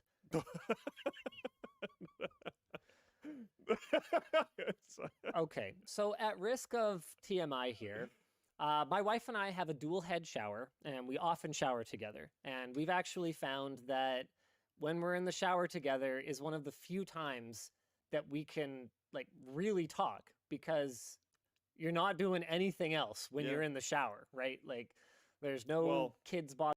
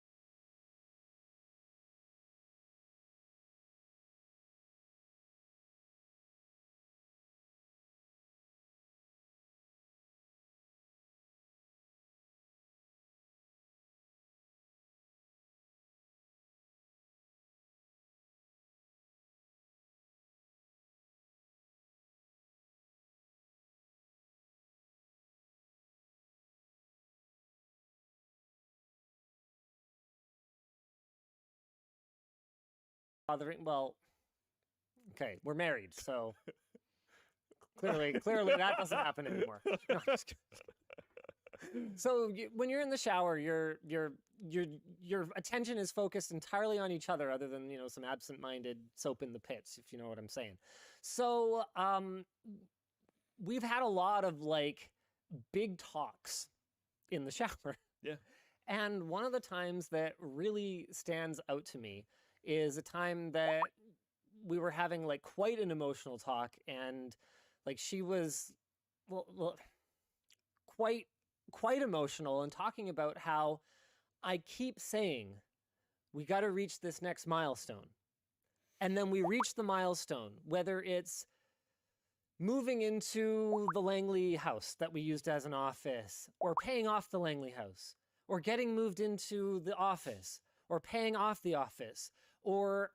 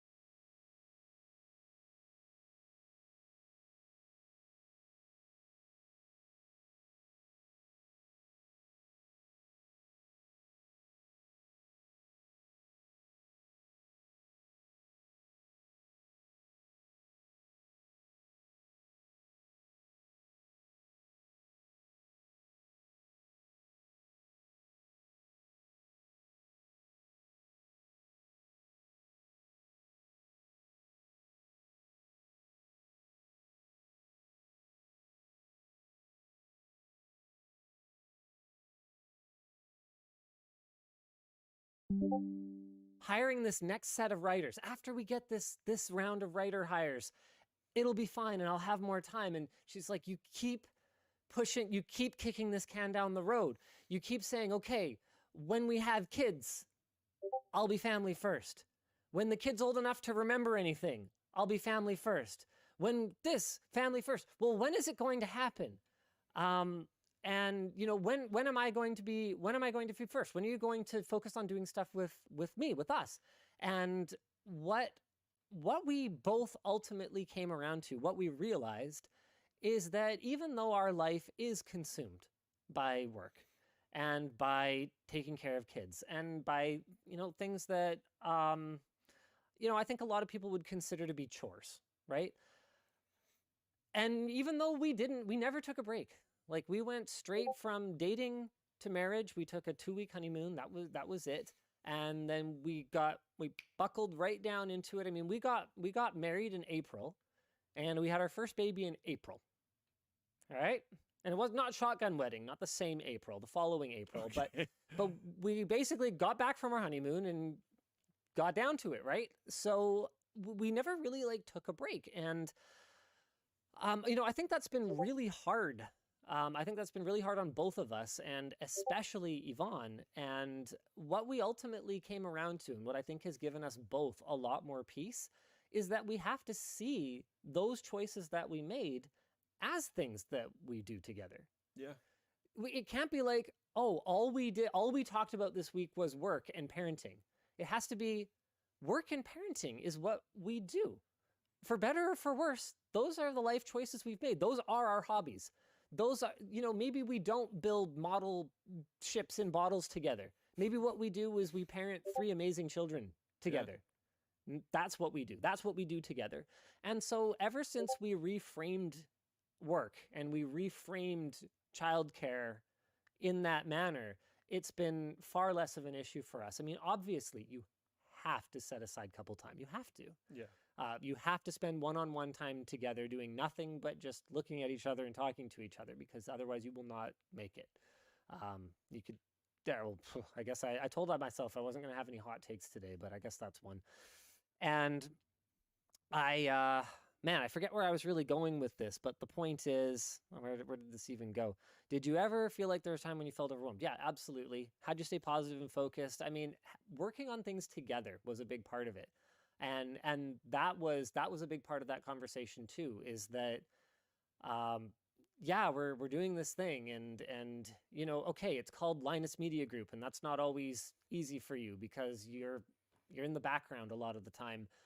But you got to understand, like, I can't do it without you. And I know a lot of people don't appreciate properly what you do, but a lot of them do. The ones that were there from the beginning know what you do, and I know what you do. But I mean, that's still like got to be hard for her, right? Because it's like, I think it still is. Linus Media Group, Linus Tech Tips. She almost never gets that FaceTime. And a lot of the time, and this is really frustrating, even internally, she's working on things that are not for employee consumption. Like, you know, she'll be working on something like back when we were at the Langley House. She was the one who did everything, getting this place arranged and set up. And like a huge spectrum. Whoa, my headphones just popped in and out. A huge spectrum of work too, because not only did she do the legwork on acquiring the place, which is extremely difficult on its own, but also setting the whole place up all the way through like architectural design to actual just like room design. Very hands-on, extremely hands-on. Yeah. So spend time together. As for staying positive, I mean, setting small goals. Trying to make them realistic. You know, when I would set small goals, I'd be like, okay, let's get to this milestone. But then you just like keep going. You keep going 100% no matter what. Take breaks. I mean, these are all things that you're going to find in any sort of general life advice book or article, but they're true. Don't ignore them, I guess would be my summary. I think the thing that I've been most concerned about your guys' side from is the vacations. And I can't speak very well for this because I burn most of my vacation time anyways. Yeah, you're stupid. Yeah. He's like, honestly, like I say that in the most affectionate possible way, but you're an idiot. Yeah, he has vacation time. I tell him, go away. Stop working. Goodbye. And then he's like replying to emails and stuff. And I'm like, goodbye. Yeah. And he just does, because we only allow vacation time to accrue for so long because I tell him. Yeah. He's like, honestly, like I think the thing that I've been most concerned about your guys' side from is the vacations. And I can't speak very well for this because I burn most of my vacation time anyways. Yeah, you're stupid. Yeah. He's like, honestly, like I say that in the most affectionate possible way, but you're an idiot. Yeah, he has vacation time. I tell him, go away. Stop working. Goodbye. And then he's like replying to emails and stuff. And I'm like, goodbye. Yeah. And he just does, because we only allow vacation time to accrue for so long because we can't have people just like taking 6 months off all of a sudden in a row. Like you know, I think we let you carry it over for 1 extra year. I don't even know. I don't remember the policy anymore. But the point is that taking vacation time is healthy. Yes. And so our policy is that you have to use it because you are supposed to use it. I did before COVID lockdowns. I did. Sort of. Yeah, sort of. Yeah. I want to go the only thing I really like to take vacation time to do is go travel. So it's hard to do that when that's been mostly shut down. But a lot of your vacation time that you've taken, and again, I'm not the right person to criticize on this, but a lot of the vacation time that you've taken has had to be things that are akin to work. It's not been particularly restful. I'll say that much. Yeah. So I've always kind of been concerned about that. Because everybody needs that battery recharge time, right? Yeah, I mean, for me, honestly speaking, there's different things that recharge me more. Sure. Like, I'd say I got more recharged from that Intel trip, checking out the fabs, than I would have from a vacation. Dude, I totally see that, actually. I really miss, like, work trips. Like I worked the Brandon and Luke butt film off. trips were huge battery rechargers for me. Yep. Even though it was like gas 100% of the time. Yeah. It was it's a change of pace. Like I was freaking going. Oh yeah. But it feels good. It's like But yeah, I was on my way out of there one night, and one of the Intel employees asked me, "Oh, are you going to do any sightseeing while you're here?" And I was like, "No, dude. Are you kidding me? I already saw the coolest thing. That's what we were doing all day in this whole country. Yeah. Like, what did you think I was here for? Yeah. I don't have to do this anymore. Yeah. I don't travel anymore. Like that's something I actually haven't really talked about that publicly, but I think viewers have probably noticed that I don't go anywhere anymore. I went down to Seattle for Valve because that was like an hour-and-a-half drive, and it was the freaking Steam Deck. Yeah. Okay. Going to Valve is kind of so in the last 2 years, I have gone to Valve and I have gone to the Intel Fab. That is it. I'm out. And I'll do Computex because I love Computex. I love Taipei. I love getting together with all the other tech nerds. So They're my people. For some reason, especially good at that. Yeah, it's great. The meetups, yeah. I just want to go walk around with Wendell again. I know, right? I hope he goes. That'd be great. I believe we were literally talking about it like not that long ago. I hope he goes too. I'm If he super goes, down. I'm going. Yeah, all right. Am I paying for it? Yeah. Interesting. Okay, anyway, I forget what we were talking about there. Hey, he's on float plane. Yeah, okay, yeah, so you got to meet with Wendell, and you have to do it in Taipei. Mm-hmm. That makes perfect sense. Yep. Why don't we go ahead and actually we should get through our sponsor spots real quick here because we've talked about like nothing. The show is brought to you by ID Agent. Organ awareness so IT for gamers. It's got a symmetrical charge time and .com. 80 hours on a full charge. You can check out the Clutch GM41 and buy your own at the link down below. Finally, the show is brought to you by MK Keyboards. Thanks, mechanicalkeyboards.com. They have tons of mechanical keyboards, switches, keycaps, and much more for sale. And featured brands include Taihao, Ducky, Vermillo, Miko, and more.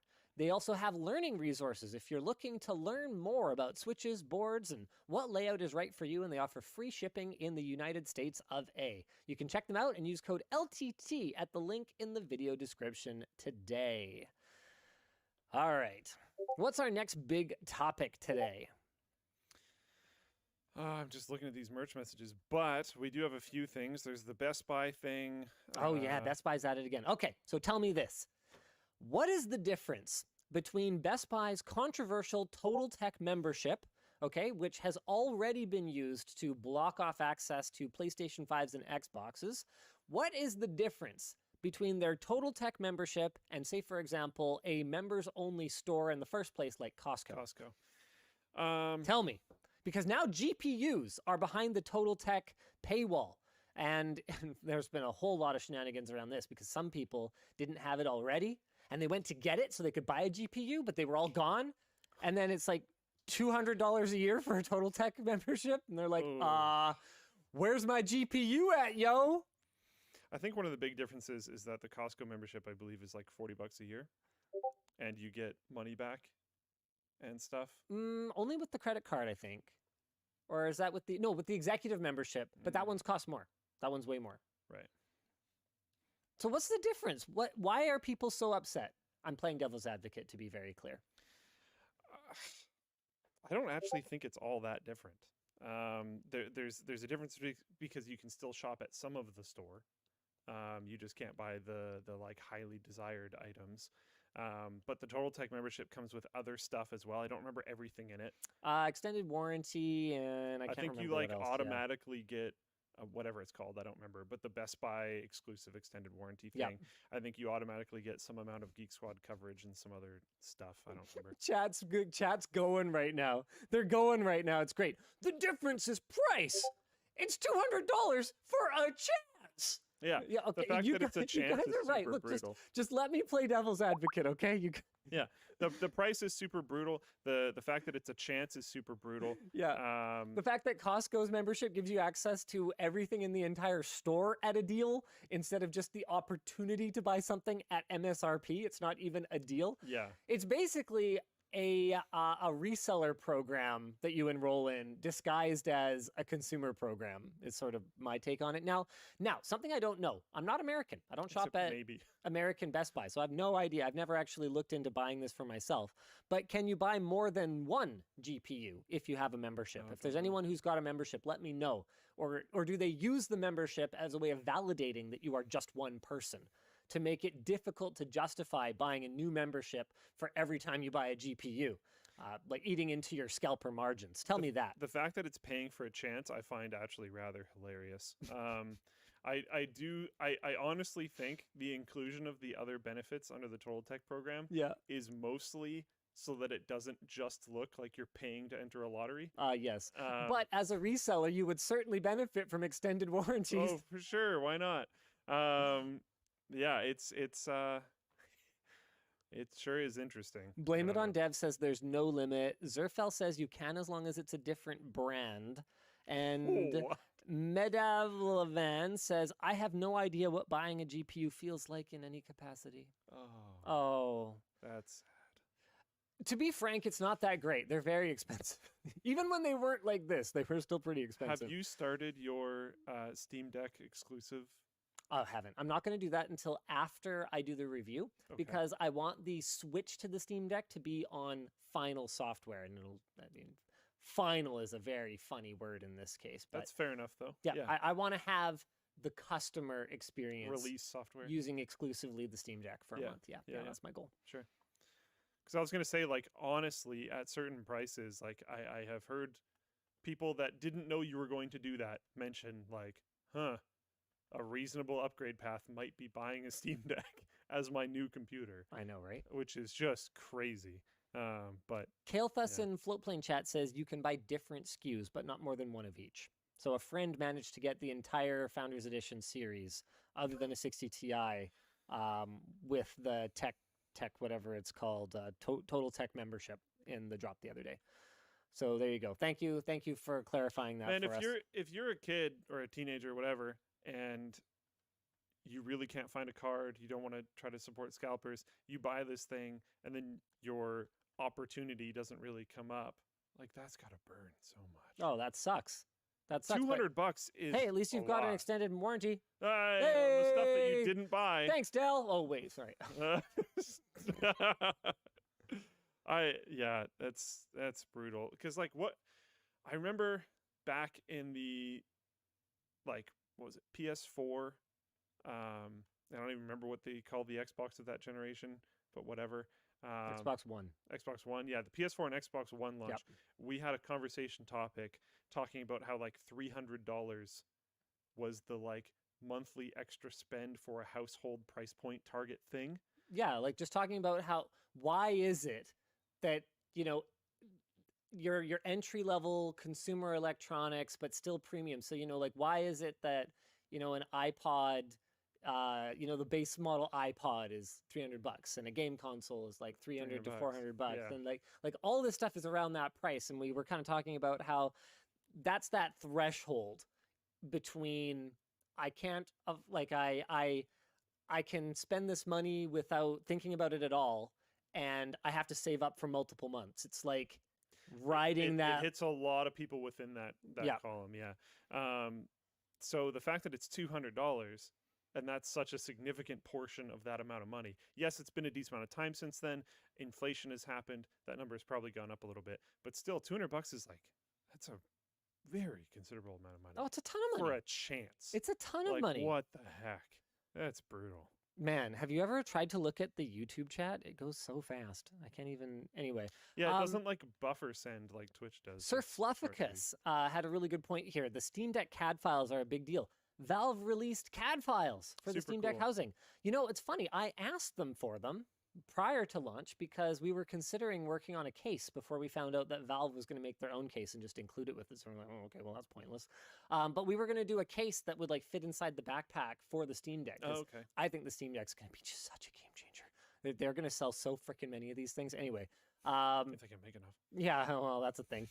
So I actually asked them. I was like, "Hey, can we get the file? Can we either get an earlier one, so that we can start working on this, or can you send us the file so we can 3D print it?" And they just were like, "No." And then they he- released And then they never mentioned it again. And then suddenly they just dropped the CAD files, which is amazing. So that means that basically anyone, at least I think, can use those to develop accessories for the Steam Deck or their own personal little 3D printed Say, case. for example, a full-size SSD adapter doodad-a-majig, Yeah, because there's so much space. Like, it's thick on the sides, but it's actually quite skinny in the middle. So if you made a new back piece, right, You wouldn't even really notice. that too had much. like a little, You gotta dodge the carve out buttons. for it. You gotta dodge the buttons, but That'd be super awesome, Yeah. right? Yeah. Cosmos says, everyone I talk to thinks it's overhyped. It won't be a game changer. It's just a handheld gaming device. I guess by that logic, the Nintendo Switch wasn't a game changer. It was just a handheld gaming device, right? Yeah. Who cares? Yeah, how many Nintendo Switches did they move? Zelda, that I think it was many. like dozens. Was it dozens? I think. It's at least a few dozen. Total Switch sales. Sorry. Hold on. I got to run some numbers here. Calculator. Here, let me just do it. How many dozens is this?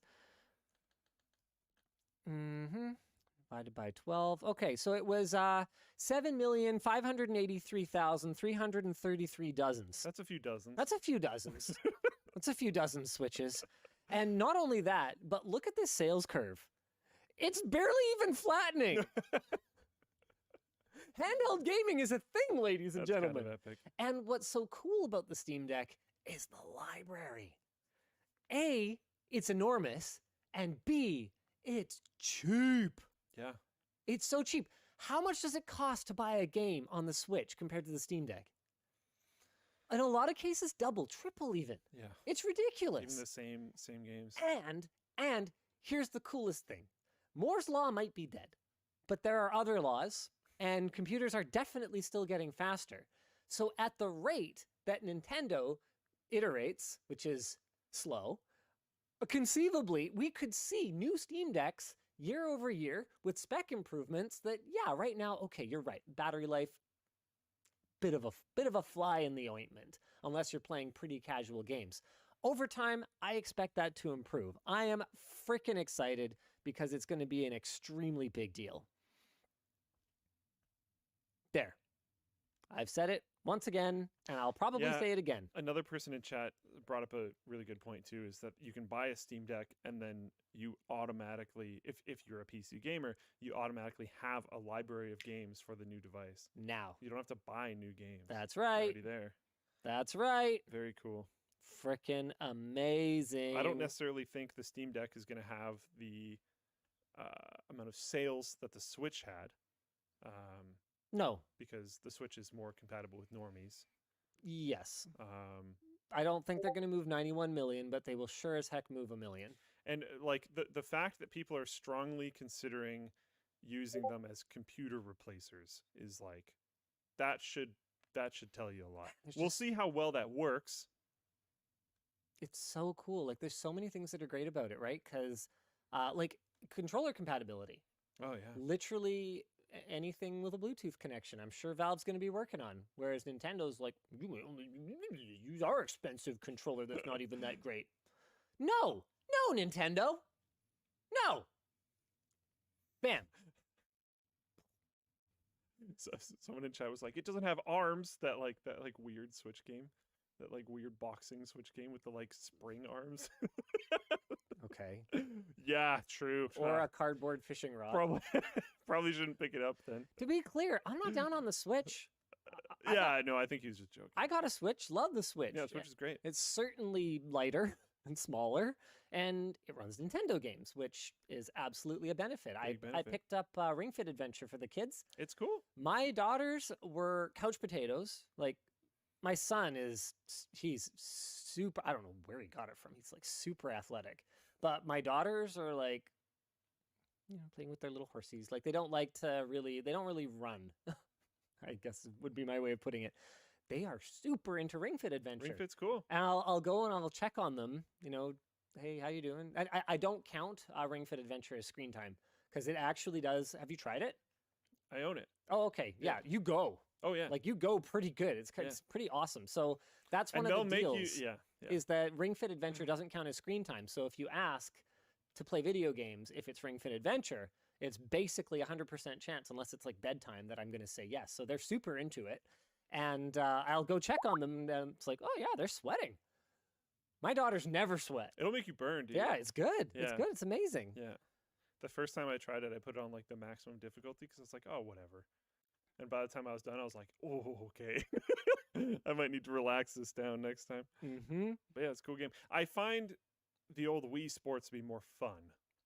Oh, yeah. Wii Sports was a blast. I But put it so many hours in Doesn't Wii Sports. burn you anywhere near as much as Ring Fit does. Oh, not even close. Boxing got you pretty good. Yeah. Especially if you're like my son who would play the boxing games like this and always beat me. It was so frustrating because the motion controls were so janky Oh, it's back so then that there bad. was like almost no actual strategy. It was Yeah. just luck whether you would hit or not. Yeah.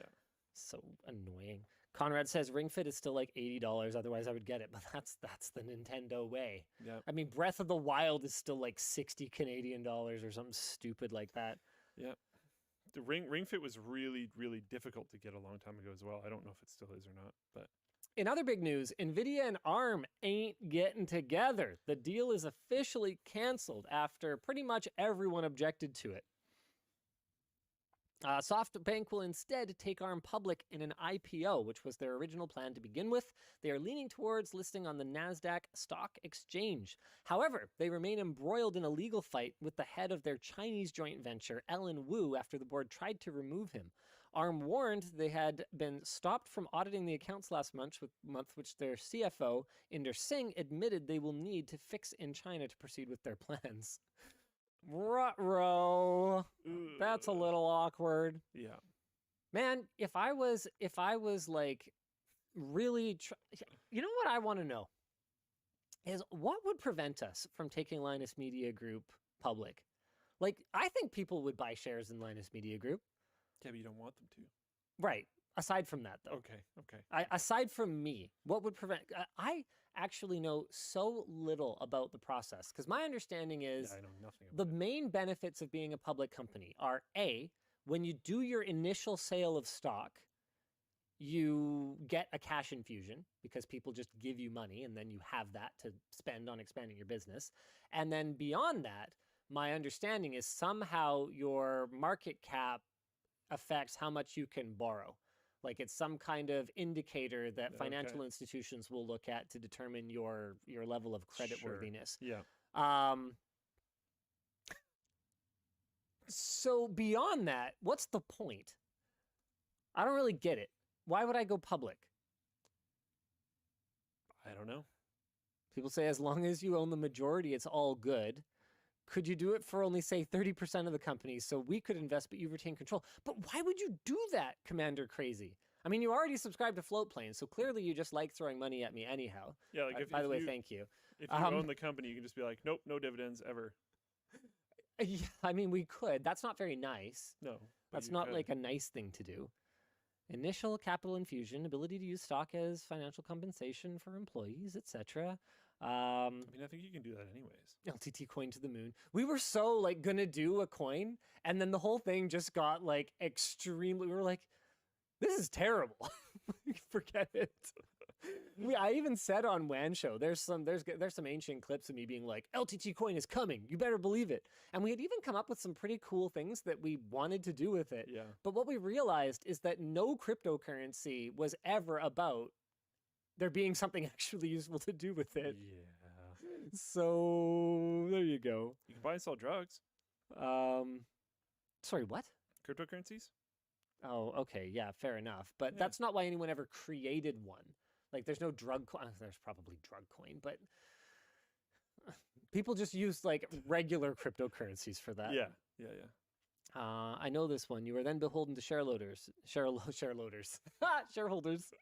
Freudian slip. You either own 50% plus one and make a bunch of money, or stay private until you realize you've passed the point of inflection where your ability to make more money stops growing.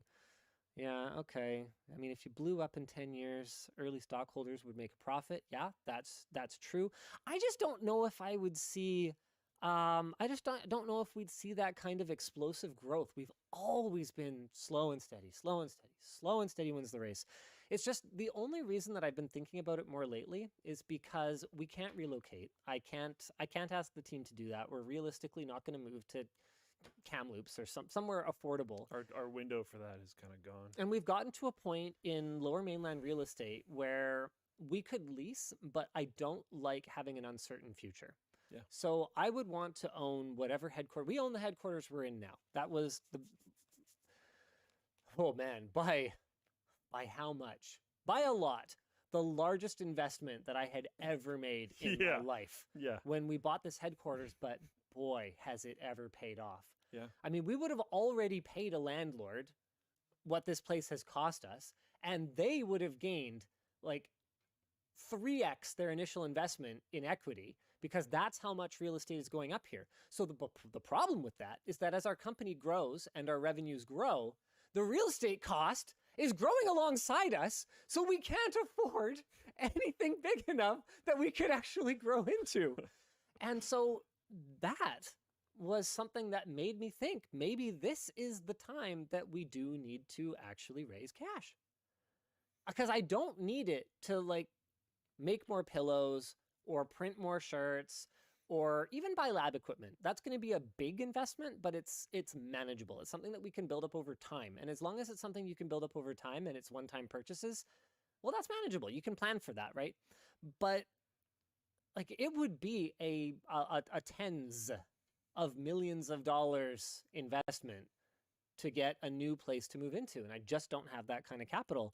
And that's something that I think would significantly change our ability to grow over the years. The problem is just that you create this, DJ Spark says, I'd love to invest. I would hope for dividends, but I'd be happy with just carrying the stock until retirement. But the problem is that unless we actually carry on, unless we find a way to make the business sustainable, you know, beyond my prime years, I'm past them. I'm going to be 36, I guess. Like, I ain't getting younger at this point. And so we'd have to find a way to make LMG sustainable in the very long term for me to be able, in good conscience, to take your money in exchange for shares in this company. So, yeah. Jaden said, or relocate LMG, so he probably wasn't listening to earlier, that I tried to convince Linus and Yvonne a long time ago on a few different locations, but that ship has definitely sailed. There's way too many routes here. Like the amount of people that have bought or have leases on places, the amount of people that we've had relocate here, it's not exactly easy to just pick up the amount of people and families that are connected to the people that live here. That would be spouses of the people that live here needing to get a new job at another location. Like that would be extremely destructive at this point. And Linus Media Group is not a building. Yeah. It's people. Yeah. We wouldn't be us if we tried to be us somewhere else. It just doesn't work that way. And we just, that's not how we roll. Gremlin Injector says, to add to this, a huge problem recently has been private equity basically owning all the good companies. There's a fraction as many publicly traded companies as there were 20 years ago. Yeah, that's another thing that I read like one article about it and I was like, what is this? SPACs. Have you heard of SPACs? SPACs? No. Apparently that's a way that people are raising money without going through a lot of the due diligence that's required for a formal IPO. Special purpose acquisition company? Yeah. So that's very, very interesting because it would be easier, but it also is apparently rife with abuse. Yeah, not surprised. Black Cat Wright says, my worry if you did take it public is that your investors could sue you for any major bad things happening to the company. Yeah, that's something. Being beholden to shareholders is like that's like a nightmare for me. Lame. It's an actual nightmare. Yep. And Sir Fluffica says, maybe a better option would be some kind of merch subscription where you pay monthly for exclusive merch. So the reason we haven't done a subscription for merch already is that I don't believe in people just buying stuff sight unseen without thought. I want purchases on lttstore.com to be driven by clearly superior product quality and design and not just a desire to support us, because the reality of it is producing and shipping these products is extremely resource intensive, carbon intensive, however you want to say it. I don't want people just buying it for no reason. I want us to earn it. I want us to earn your business. So a merch subscription doesn't sit well with me, and we will probably never do one. The only way we would do one is if I had some reason that you guys needed refills of something on a recurring basis. Say, for example, we had a consumable item that we would ship to you every month or something along those lines. I could see us doing that, but something like shirts, no, you guys just, hey, if you're engaged with the content and you're engaged with the brand and you love the quality of the product, you come on the site, you see a design you like, you buy it. We're not just going to send you stuff that you don't want. A random T-shirt SKU is significantly different than a merch subscription. Those are wildly different things. One of those is I like all the T-shirts and I would like one cheaper, please. And the other one is randomly receiving things on a period basis that you probably don't need or necessarily even want, because a lot of subscription things, people will forget about them and or be too lazy to cancel them, and then stuff's just showing up at your door that you don't want anymore or whatever else is going on. And what were you talking about again? Oh yeah, mystery shirt.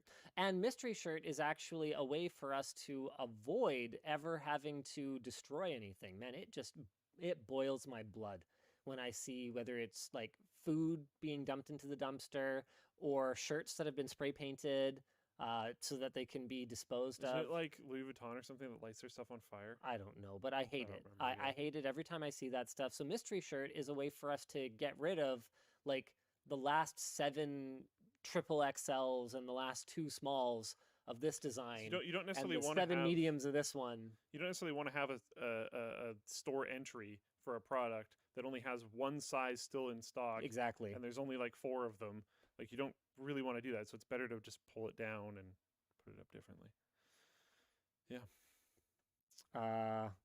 What's going on here? Oh my goodness, Floatplane chat has just exploded talking about this. I was trying to kind of look at the chat, but I don't think that's going to happen. Contamination at Kioxia could cause computer component costs to climb. Analysts are expecting a 5 to 10% price increase for flash storage after WD lost 6.5 exabytes of NAND due to contaminated materials at its production facilities. It was detected in late January by joint venture partner Kioxia, who claims that the contamination only affects its BICS 3D NAND flash memory and has assured that their 2D NAND products are unaffected. It remains unclear when production of the contaminated plants will resume or if products on the market will need to be recalled. Oof. Brutal. This happens to NAND like all the time. Every once in a while, it feels that way. Very consistent. WD and Kioxia primarily supply NAND and eMMC storage, and the partnership makes up about 30% of the NAND flash market. They have not been specific about the cause, but if the source of the contamination was a chemical supplier, then other manufacturers who share the supplier could be affected too. Sadly, this news came right as Kioxia celebrated the 35th anniversary of their invention of NAND flash storage, a game-changing technology. Bit of a lousy birthday. Yeah, really. Discussion question here from, I don't know if he's off probation yet, but AS, is how little 2D NAND is used these days? Why do you think Kioxia mentioned it in their press release? I would suspect they're still using 2D NAND for a lot of lower cost products. I mean, if I was an enterprise customer of Kioxia and I heard their NAND got screwed up, I might assume all of it. Yeah, that's fair. And if I purchase 2D NAND, I would like to know that the 2D NAND is okay. In other news, Tap to Pay update might turn all iPhones into mobile payment terminals. This is actually crazy. There was some interesting feedback that I saw online about how Apple is really not that great at getting businesses to adopt their new software technologies. So we'll see how this goes. But I mean, not needing to work with Square would be pretty interesting. A lot of it's going to depend on their financial stuff. Apple is a huge fan of taking as much money as they possibly can in every scenario. So we'll see how that goes. But this could be a massive game changer to Square, who really, I don't think has had, I could be very uneducated on this, but I don't think they've had a huge amount of competition. Square's been the one kind of every time we've looked into it. Yeah. Like, there's been a few different options, but Square's been the king for sure. And anytime Apple or Google or Microsoft or whatever enters the ring, that gets questioned, right? So we'll see how this goes. It's interesting. It's also a new thing in the space that I think people would trust, you know? So Apparently, it's only an API for other people to use. Companies like Square can now include that functionality in their app, says Snow Skeleton. interesting. Very interesting. So it'll offer the same security and privacy of Apple Pay, i.e., Apple doesn't know or collect data on what is being purchased or who the buyer is, and Tap to Pay will be made available to iOS developers and other payment platforms, starting with apps that use Stripe, with other platforms to follow later this year. We will have to see if it poses a threat to products like Square's $1,200 plus full cash register systems. That's more what I was talking about. The fact that they can integrate it is like neat or whatever, but yeah, it's the fact that it's just your phone versus needing to buy like, because at the very least you have to have that thing that plugs into your phone from Square. So yeah, I don't know. Apple Sherlocked Square. Yeah, they sort of did. Yeah. Apple, I mean, they sort of are the origin of the term Sherlocking, so that shouldn't surprise anyone. Yep. That's kind of how Apple rolls. All right, we should do a few more merch messages here. Yes. Hi, Linus and Luke. Do you have any suggestions for gaming-focused universities? For example, with gaming design, production, etc. types of majors. You're not going to find a ton of great advice about post-secondary education from either of us. Two dropouts. But maybe the rest of the chat could pipe up and let you know if they have any thoughts. Dan asks, hey, Linus and Luke, I was wondering, what are your thoughts on everything needing to be app-based? It was very frustrating to have to use the Home app to set up Chromecast when it was possible by PC in the past. PC is the best. I mean, it's just the way. It's just the way. I don't make the rules anymore. Everything is app-based, and I mean, frankly, it's way better than it used to be. Do you remember setting up stuff like, remember that old Parrot drone, the AR drone? Yeah. And like what a nightmare it was to go through the pairing process back in the day? Rough. Yeah. These days, man, I paired a pair of Sony earphones today where I literally opened up the app and it was like, I just had them in my ears. I didn't press a pairing button or anything. And it was like, hold your phone near the earphones. And I was like, what, like this? And I look back at my phone and it's like, we found them. And I'm like, oh, that's really nice. Basically like magic. Andrew, are you still making the 3090 tie? Like the tie. Yes. And are you considering making a case or travel pouch of some kind for the screwdriver? Okay, hold on a second. So first of all, the tie, yeah, we definitely want to do a GPU tie. We think it's funny. Second, hear me out. Get a whole backpack? Holster. Oh, no way. Are you actually doing one? I want to. Leather, like primo. Oh, man. Primo holster for the screwdriver. Would you wear your screwdriver in a holster? I'm talking with the snap button. If I like... If you were a tech? If I was a tech, exactly. I was going to say, if I worked on a job site where I used my screwdriver all the time, I might be the type of person that would do that as like a flair thing. I'm talking like the old cell phone holsters, okay? Clip on the belt, flap style holster for the LTT screwdriver. So you do it so the point's down, yeah? I would think so, yeah. Yeah. Yeah. All right. Oh, man. I want to do it. Jumping the shark. No, it's awesome. It's awesome. It's going to be amazing. And yes, it will just hold a single screwdriver. Other than that, you should have almost like a bandolier on it that has like extra bit storage. I'd be into that. Like a little, I don't know how to describe it properly, but I think I know. I understand what you mean. Yeah. We could have a magnet behind it so they don't come out by accident or something like that. Yeah, we could totally do something like that. Bum says, I'm an electrician, I would wear it at work. We wouldn't make it specific to our screwdriver. We could definitely do some work to make it, not universally, but more broadly compatible. Work best with yours. But best with ours. Yeah, I think that would be freaking awesome. Man, I'm so excited for it. P.S. Charger/audio cable pass-through hole on the backpack would be convenient. There is one. Is LTD Store going to do a backpack ever? Yes, absolutely. That's it, by the way. Yeah, this is it. There's one right here. boop. So if you want to put something in this mesh pocket here, which is zippered, there you go. Then you can run it to somewhere else if you need to. By the way, this is a new revision. Oh, Still a few more changes, so that pushes it back another probably couple of months. what changed? Well, we came up with an idea for how to make it. You know how people asked to have it be luggage compatible? So you could slide it over the luggage. So we came up with an idea for how to do that. We created a strap that would go on the back that would clip onto these loops. These are like metal. They're super nice. We don't like it though. These I kind of stopped noticing them. It probably would have been fine, but You feel them on your back? yeah, we wanted a better way to do this, and yeah, I could feel them on my back sometimes. So what we've decided to do is we're actually going to take some inspiration from, here we go, these guys. So you see these little clip-on Okay, spots yeah, that we've like- got here? Yeah. Not actually, but Moley style? Yeah.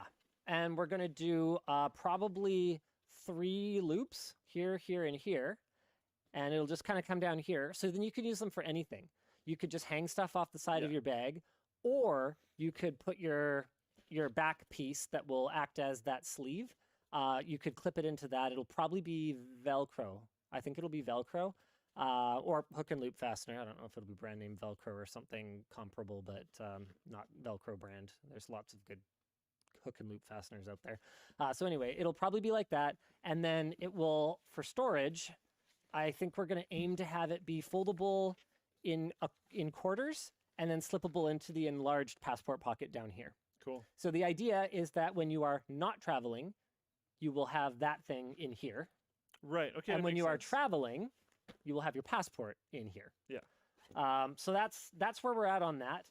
We added these on the front, so more little loop things. And this was from when I was doing a video with Colin, and I needed to have a walkie, Oh, you wanted somewhere to put it. and I Okay. wanted somewhere to put it, and so we added them on both sides. We still have the little. These are now removable, so you can completely remove the chest strap and just you can chuck it in your passport pocket or chuck it somewhere else if you want. What else did we change? We changed the pocket layout in the front. I'm not sure if I'm 100% happy with it, but it's definitely better than before. So it has a long boy pocket for the screwdriver now. So it's fully screwdriver compatible.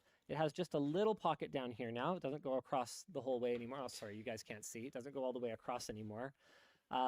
Put my mask in there. There's your pen pocket, just a mesh pocket here. I gotta. This is a more of a between us thing, but I got a nostalgia trip seeing what was in that pocket. Oh, the Steel Series little like headphone case. Yeah. It's my little bag of tricks. Yeah. Got good stuff in it.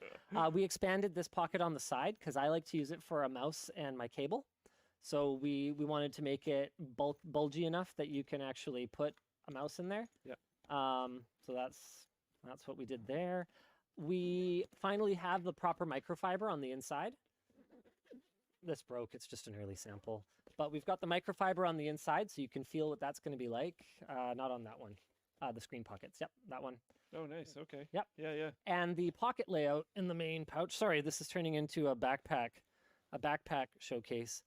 Hold on one sec. So this is cool. All 3 sleeves are now on the back side. So there's your laptop, your tablet, and then something else. The intention was a game console, like a Steam Deck. And then we got the Steam Deck, and it's like this thick. And we're like, no, we cannot build a sleeve for that. So the intention now is that your Steam Deck, you can actually see the shape of the bottom pocket. Your Steam Deck is going to be joysticks toward that way. And then you're going to kind of have a bit of a recess here for the handholds. And it kind of sits in the bottom really nicely. And then we're going to change. This is using the self fabric, which is like the main fabric right now. But we're going to put a screen fabric down at the bottom of that pocket.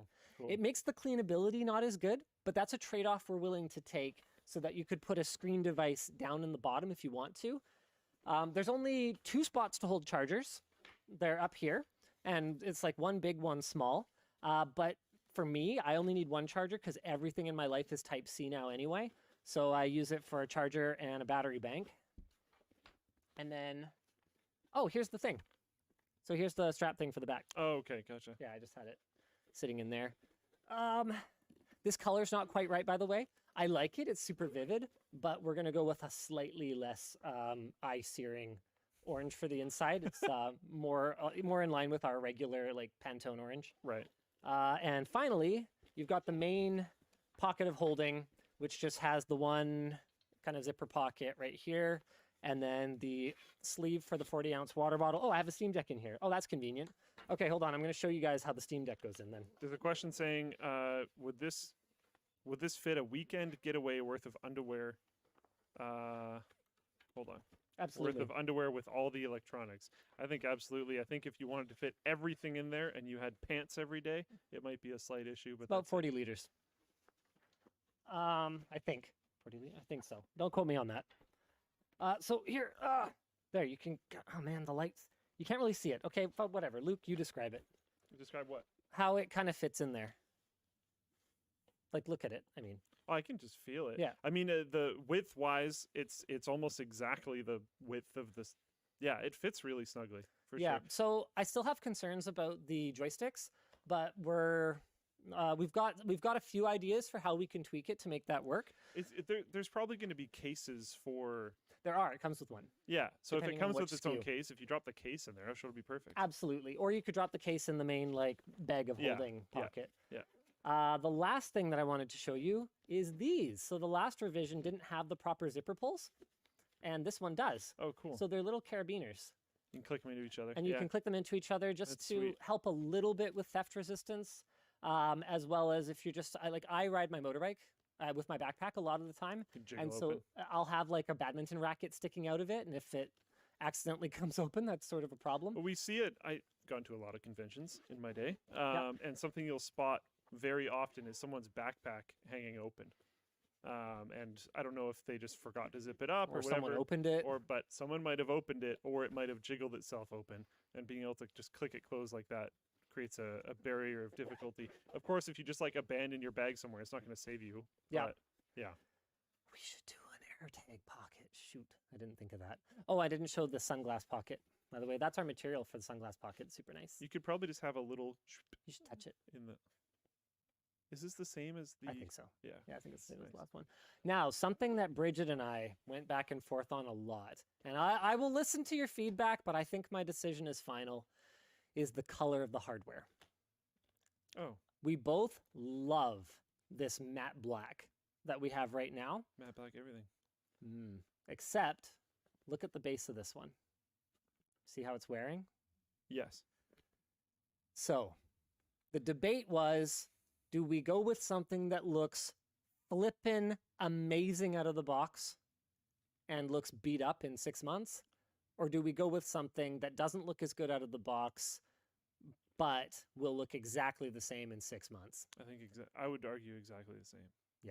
So that's what we're going to do. We're going to change the hardware to like a gunmetal, not 'cause black, but a dark gray. All of these have that same sign of wear.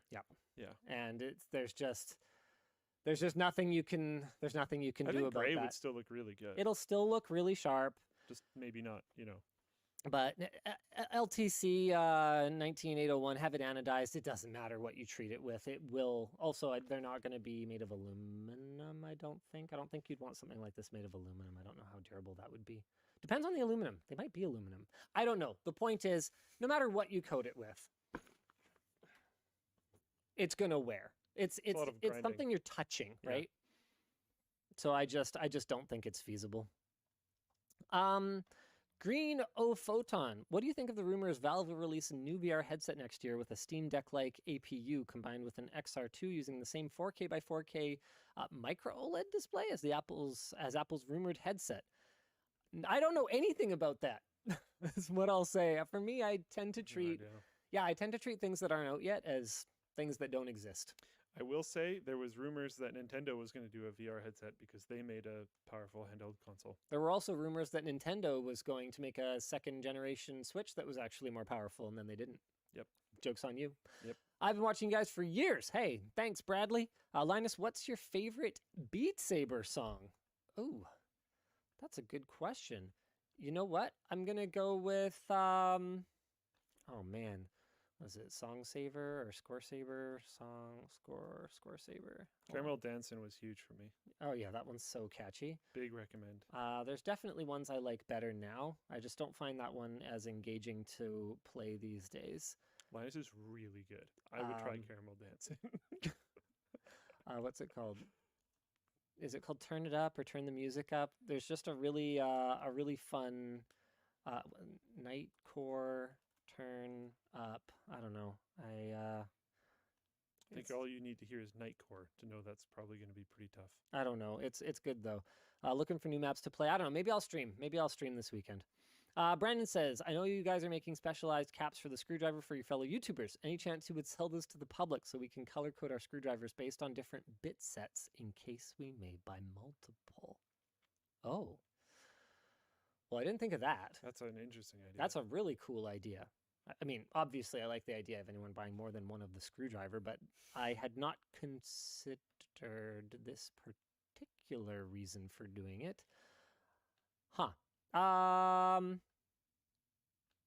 Interesting.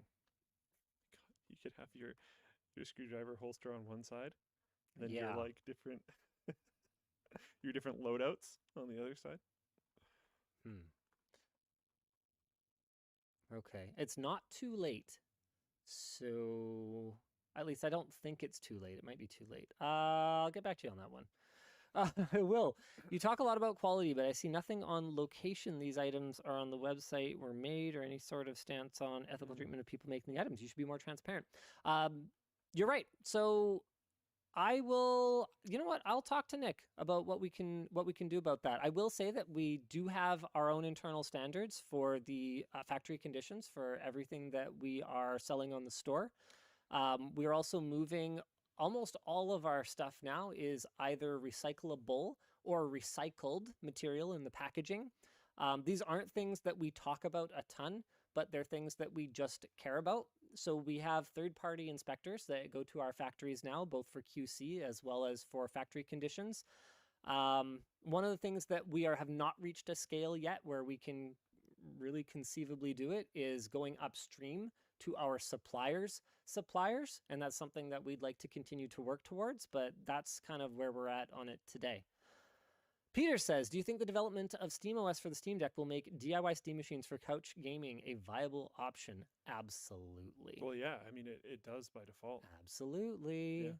Joshua Carroll says, why do OLED TVs show signs of burn-in within months, whereas OLED phones don't show any kind of image retention after a couple years of use? Okay, so for one thing, they actually use fundamentally different OLED technologies.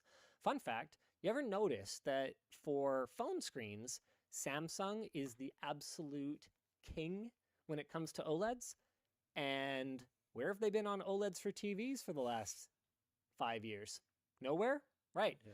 And then, do you remember when LG had all those issues with their OLEDs in the Pixel? Crap, what was it? Was it the 3 generation or 2 generation? I think it was 3. I can't remember, but the point is that they are actually more different than you would probably imagine.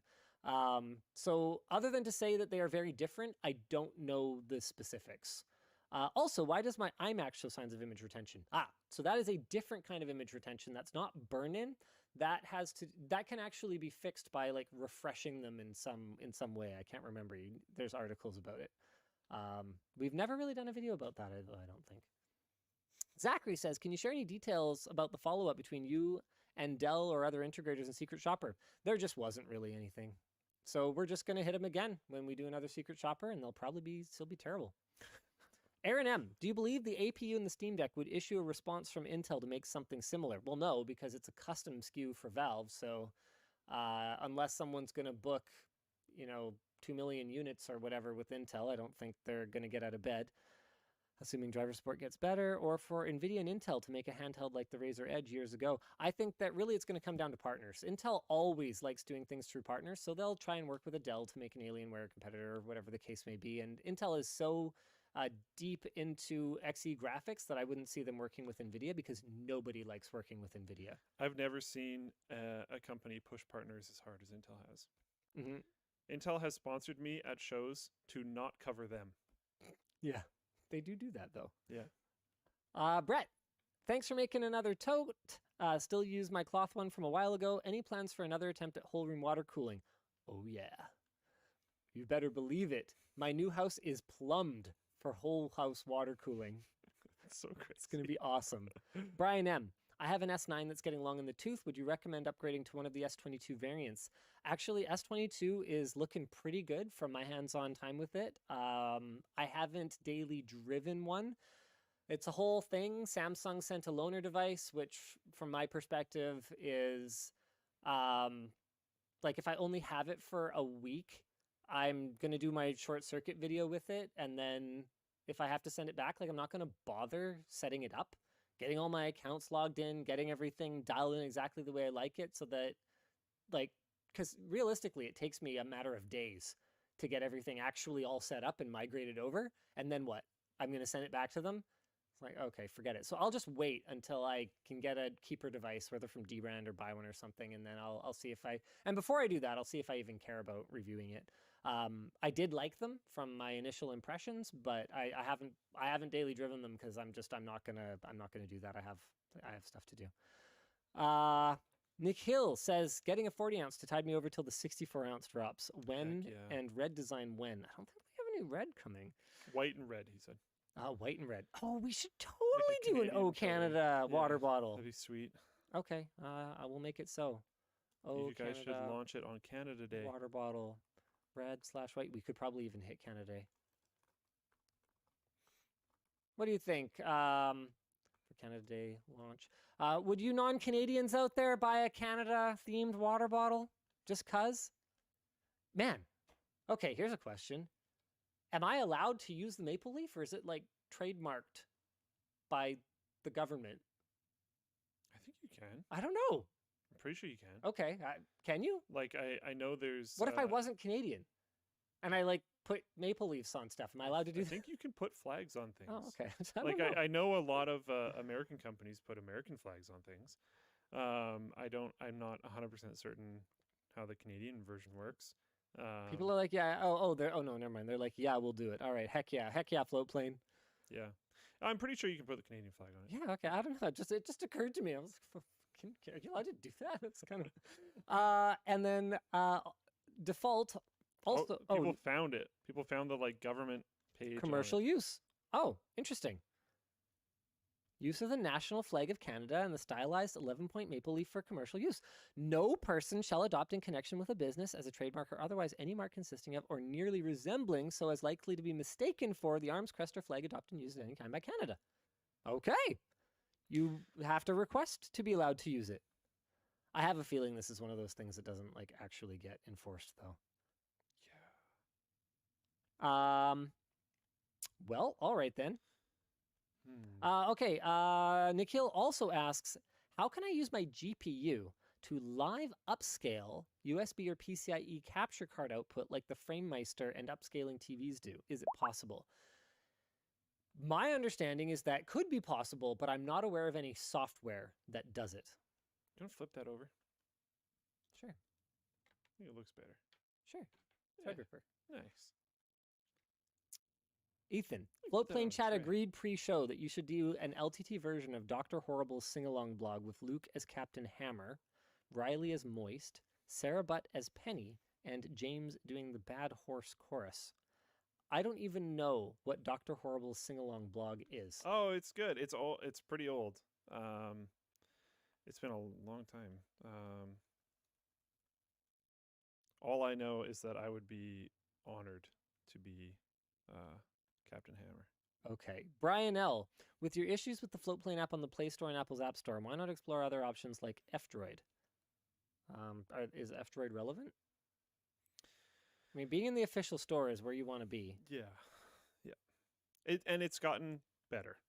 For some reason, both app stores went completely haywire at almost the exact same time, and then since then, both app stores have been completely fine. So, who knows? I never got a response back on that flag that they sent, by the way. I don't know if I really talked about that on the show too much. They just removed it silently again, as they often seem to do. Okay, cool. Like, cool. All right. Fella Days TV says, if I plan on upgrading my current GPU, 30 series, to 40 series, Do you think the PCIe 3.0 in my 10900K will be a problem going forward? Well, you can wait and see. That's the good news. You don't actually have to upgrade now. And no, I probably wouldn't go 11th gen to get PCIe Gen 4. I would probably flip my 10th gen and I would jump to 12th or upcoming Zen 4 processors from AMD, because that tends to be the better bang for the buck. Or it tends to not cost that much more, like changing out one more component. E&D, how has your experience been with the Fold 3? I got mine at the end of December, and I already got a stuck pixel. Ooh, interesting. I do not have any stuck pixels or anything like that. I overall find myself using the front display a lot more than I expected, but I have not switched off of it, which I guess is as strong an endorsement as I can give, because I can use any phone I want. I have literally a bin of phones like 20 feet from here. And I like it. I wouldn't pay for it. I wouldn't and didn't. I wouldn't pay $2,000 for it. That's tough. That's kind of crazy. There's still software things that are not perfect, but I do like it. It's a pain in the butt to do app dev for, and I think everyone agrees. Like, this is not a just us thing. So any app problems that you have, I'm very not surprised. Yeah. Do you think you'll switch to the S22 Ultra? I was thinking of using it for a bit. It kind of reminds me of my old Note. I hate the hole punch display. I need it to go away in a fire, but the bezels are otherwise so slim. Maybe I'll just set it to have just blank pixels at the top. I don't know. I'll see how I feel about it. Chase says, I want to buy a Steam Deck, but I'm worried about the low RGB coverage. I was wondering if it could be caused by the etched glass screen. Would I be better off getting the cheaper one for deeper color? I suspect it'll be the same. It's just, Valve said that our results were within their expectations, so that's how the screen looks. But the thing you got to understand is that like 65 or whatever it works out to, I think it was around there, percent coverage of sRGB is not the end of the world. You would never use it for any kind of professional work, certainly. But just like sitting and gaming, it's fine. We got by on worse. Hunter L says, celebrating my raise with some LTTstore.com. Would you consider doing a video on different accessibility features and devices? For example, the HumanWare Braille Note, a Android tablet with a refreshing Braille display. Had that come across my desk at work. Wow. Did we ever actually do a video on the Microsoft like accessibility controller or whatever it's called? Yeah. We did. That thing's freaking sweet. I mean, this sounds super cool. The thing, though, is that we're just not the market for it. So it's kind of tough. It's a tough thing for us to cover. I don't think we have anyone here that speaks Braille. We could hire someone who does. They wouldn't have experience in making videos, so we could like collaborate with them on it. And it's super cool, but I don't know. I kind of feel like the people for whom these products are made know about it. They have their own media outlets that cover this stuff. Yeah. Like, sometimes it's kind of like a stay in our lane thing. Yeah. Do you expect Valve, asks James, or third parties to make DIY upgrade kits for the Steam Deck? It would be awesome if I could get an OLED screen in like 6 months. I doubt it, but I would love it. I would love it so much. Man, that'd be awesome. I'd put an OLED on it like that. Might I use this subject to mention Alana Pierce's Accessibility Awards and collab with others next month, says Ducky Lewitz over on Twitch chat. Awesome. Cool. Jake's talking about the i4 M50 in the chat. Whatever, Jake. Whatever, Jake. Taycan or go home. What a fanboy. Such a BMW fanboy. It does actually look really, really good, though. I'm sure it does. But the Taycan's the big flex. Does now it that have turn signals? Now that Hassan has one, it's clearly okay, because you can be as left-wing as you want, and you can go full Taycan. He not only went Taycan, $300,000 car. well, like Canadian. I think it was like 200 plus US for the trim that he got. Oh man, people are saying he's gonna like do it up too. Hilarious. Nice. All right. Capitalism car. Jake says, I don't see you in a Taycan, nerd. That's because I didn't order one. Oh, man. Have you seen his house, dog? No. No, yours. What? Mine? Yeah. Oh. Why? You can stunt with a house more than you can stunt with a car, in my opinion. I mean, I think it's a cooler stunt as well. look. All I'll say is you got your like sunglasses and chains. Yeah, Your like shoes. sure. Yeah, Okay. yeah. Then you got your cars and watches. Yeah. Right? Yeah. Okay. Then you got your like house. Yeah. Bitch, I own a warehouse. Where's yacht? Is yacht like just the little tip? Oh, yacht's somewhere.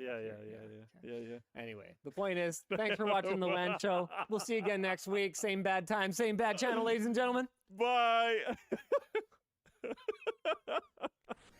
Did you even bleep it? Nope. Oh man.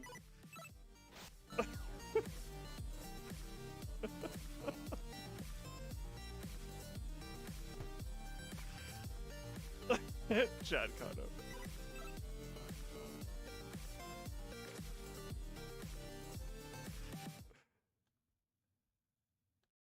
Jet's no longer the top. It's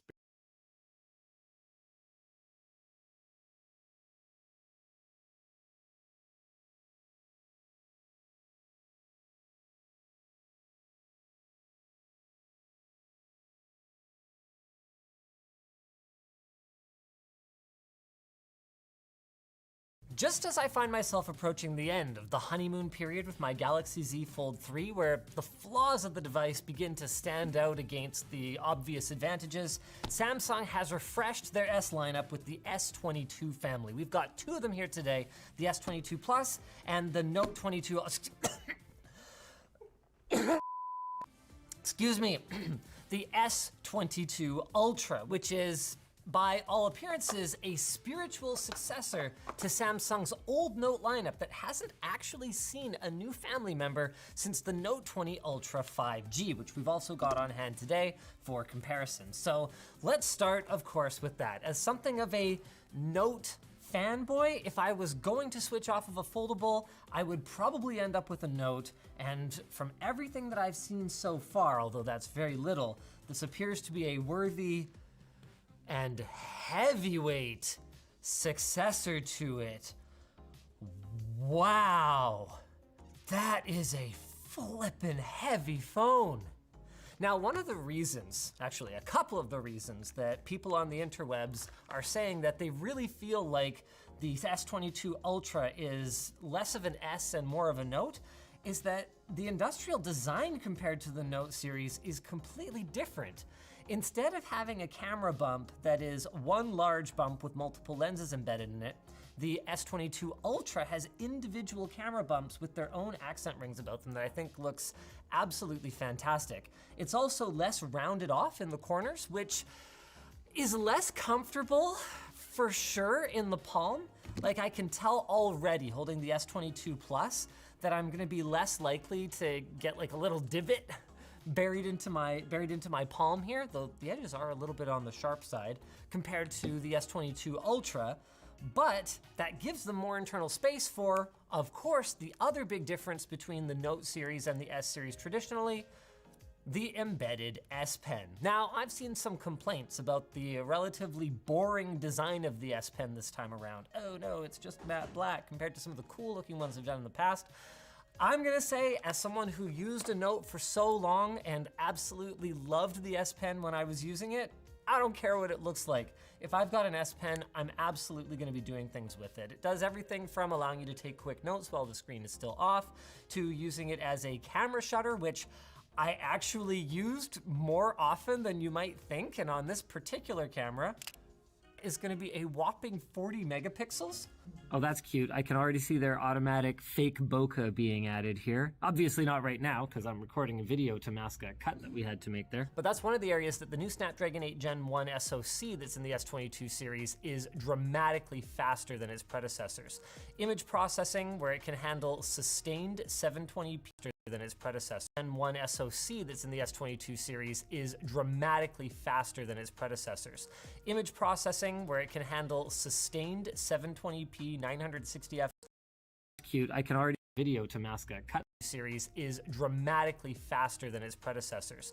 Image processing, where it can handle sustained 720p 960 FPS recording, among other things, as well as significantly improved machine learning performance, where they are claiming that with their new AI-assisted fake bokeh mode, so let's find out here we go, portrait mode, they can actually even handle like flyaways. So I don't know, do I have enough flyaways that we can try this on me? How am I looking here, ladies and gentlemen? I actually use this feature all the time, because even if you're not using a fold, which conveniently does allow you to preview your selfie pictures on the main camera with the outside screen, as long as you can kind of aim at yourself, you can get way better selfies on a rear proper camera than you will even with a 40 megapixel front camera. Let's check going through that tiny little hole there. It's definitely losing some of the detail in some of those little wispy hairs, but not bad. Look at that. It even got the neck hairs.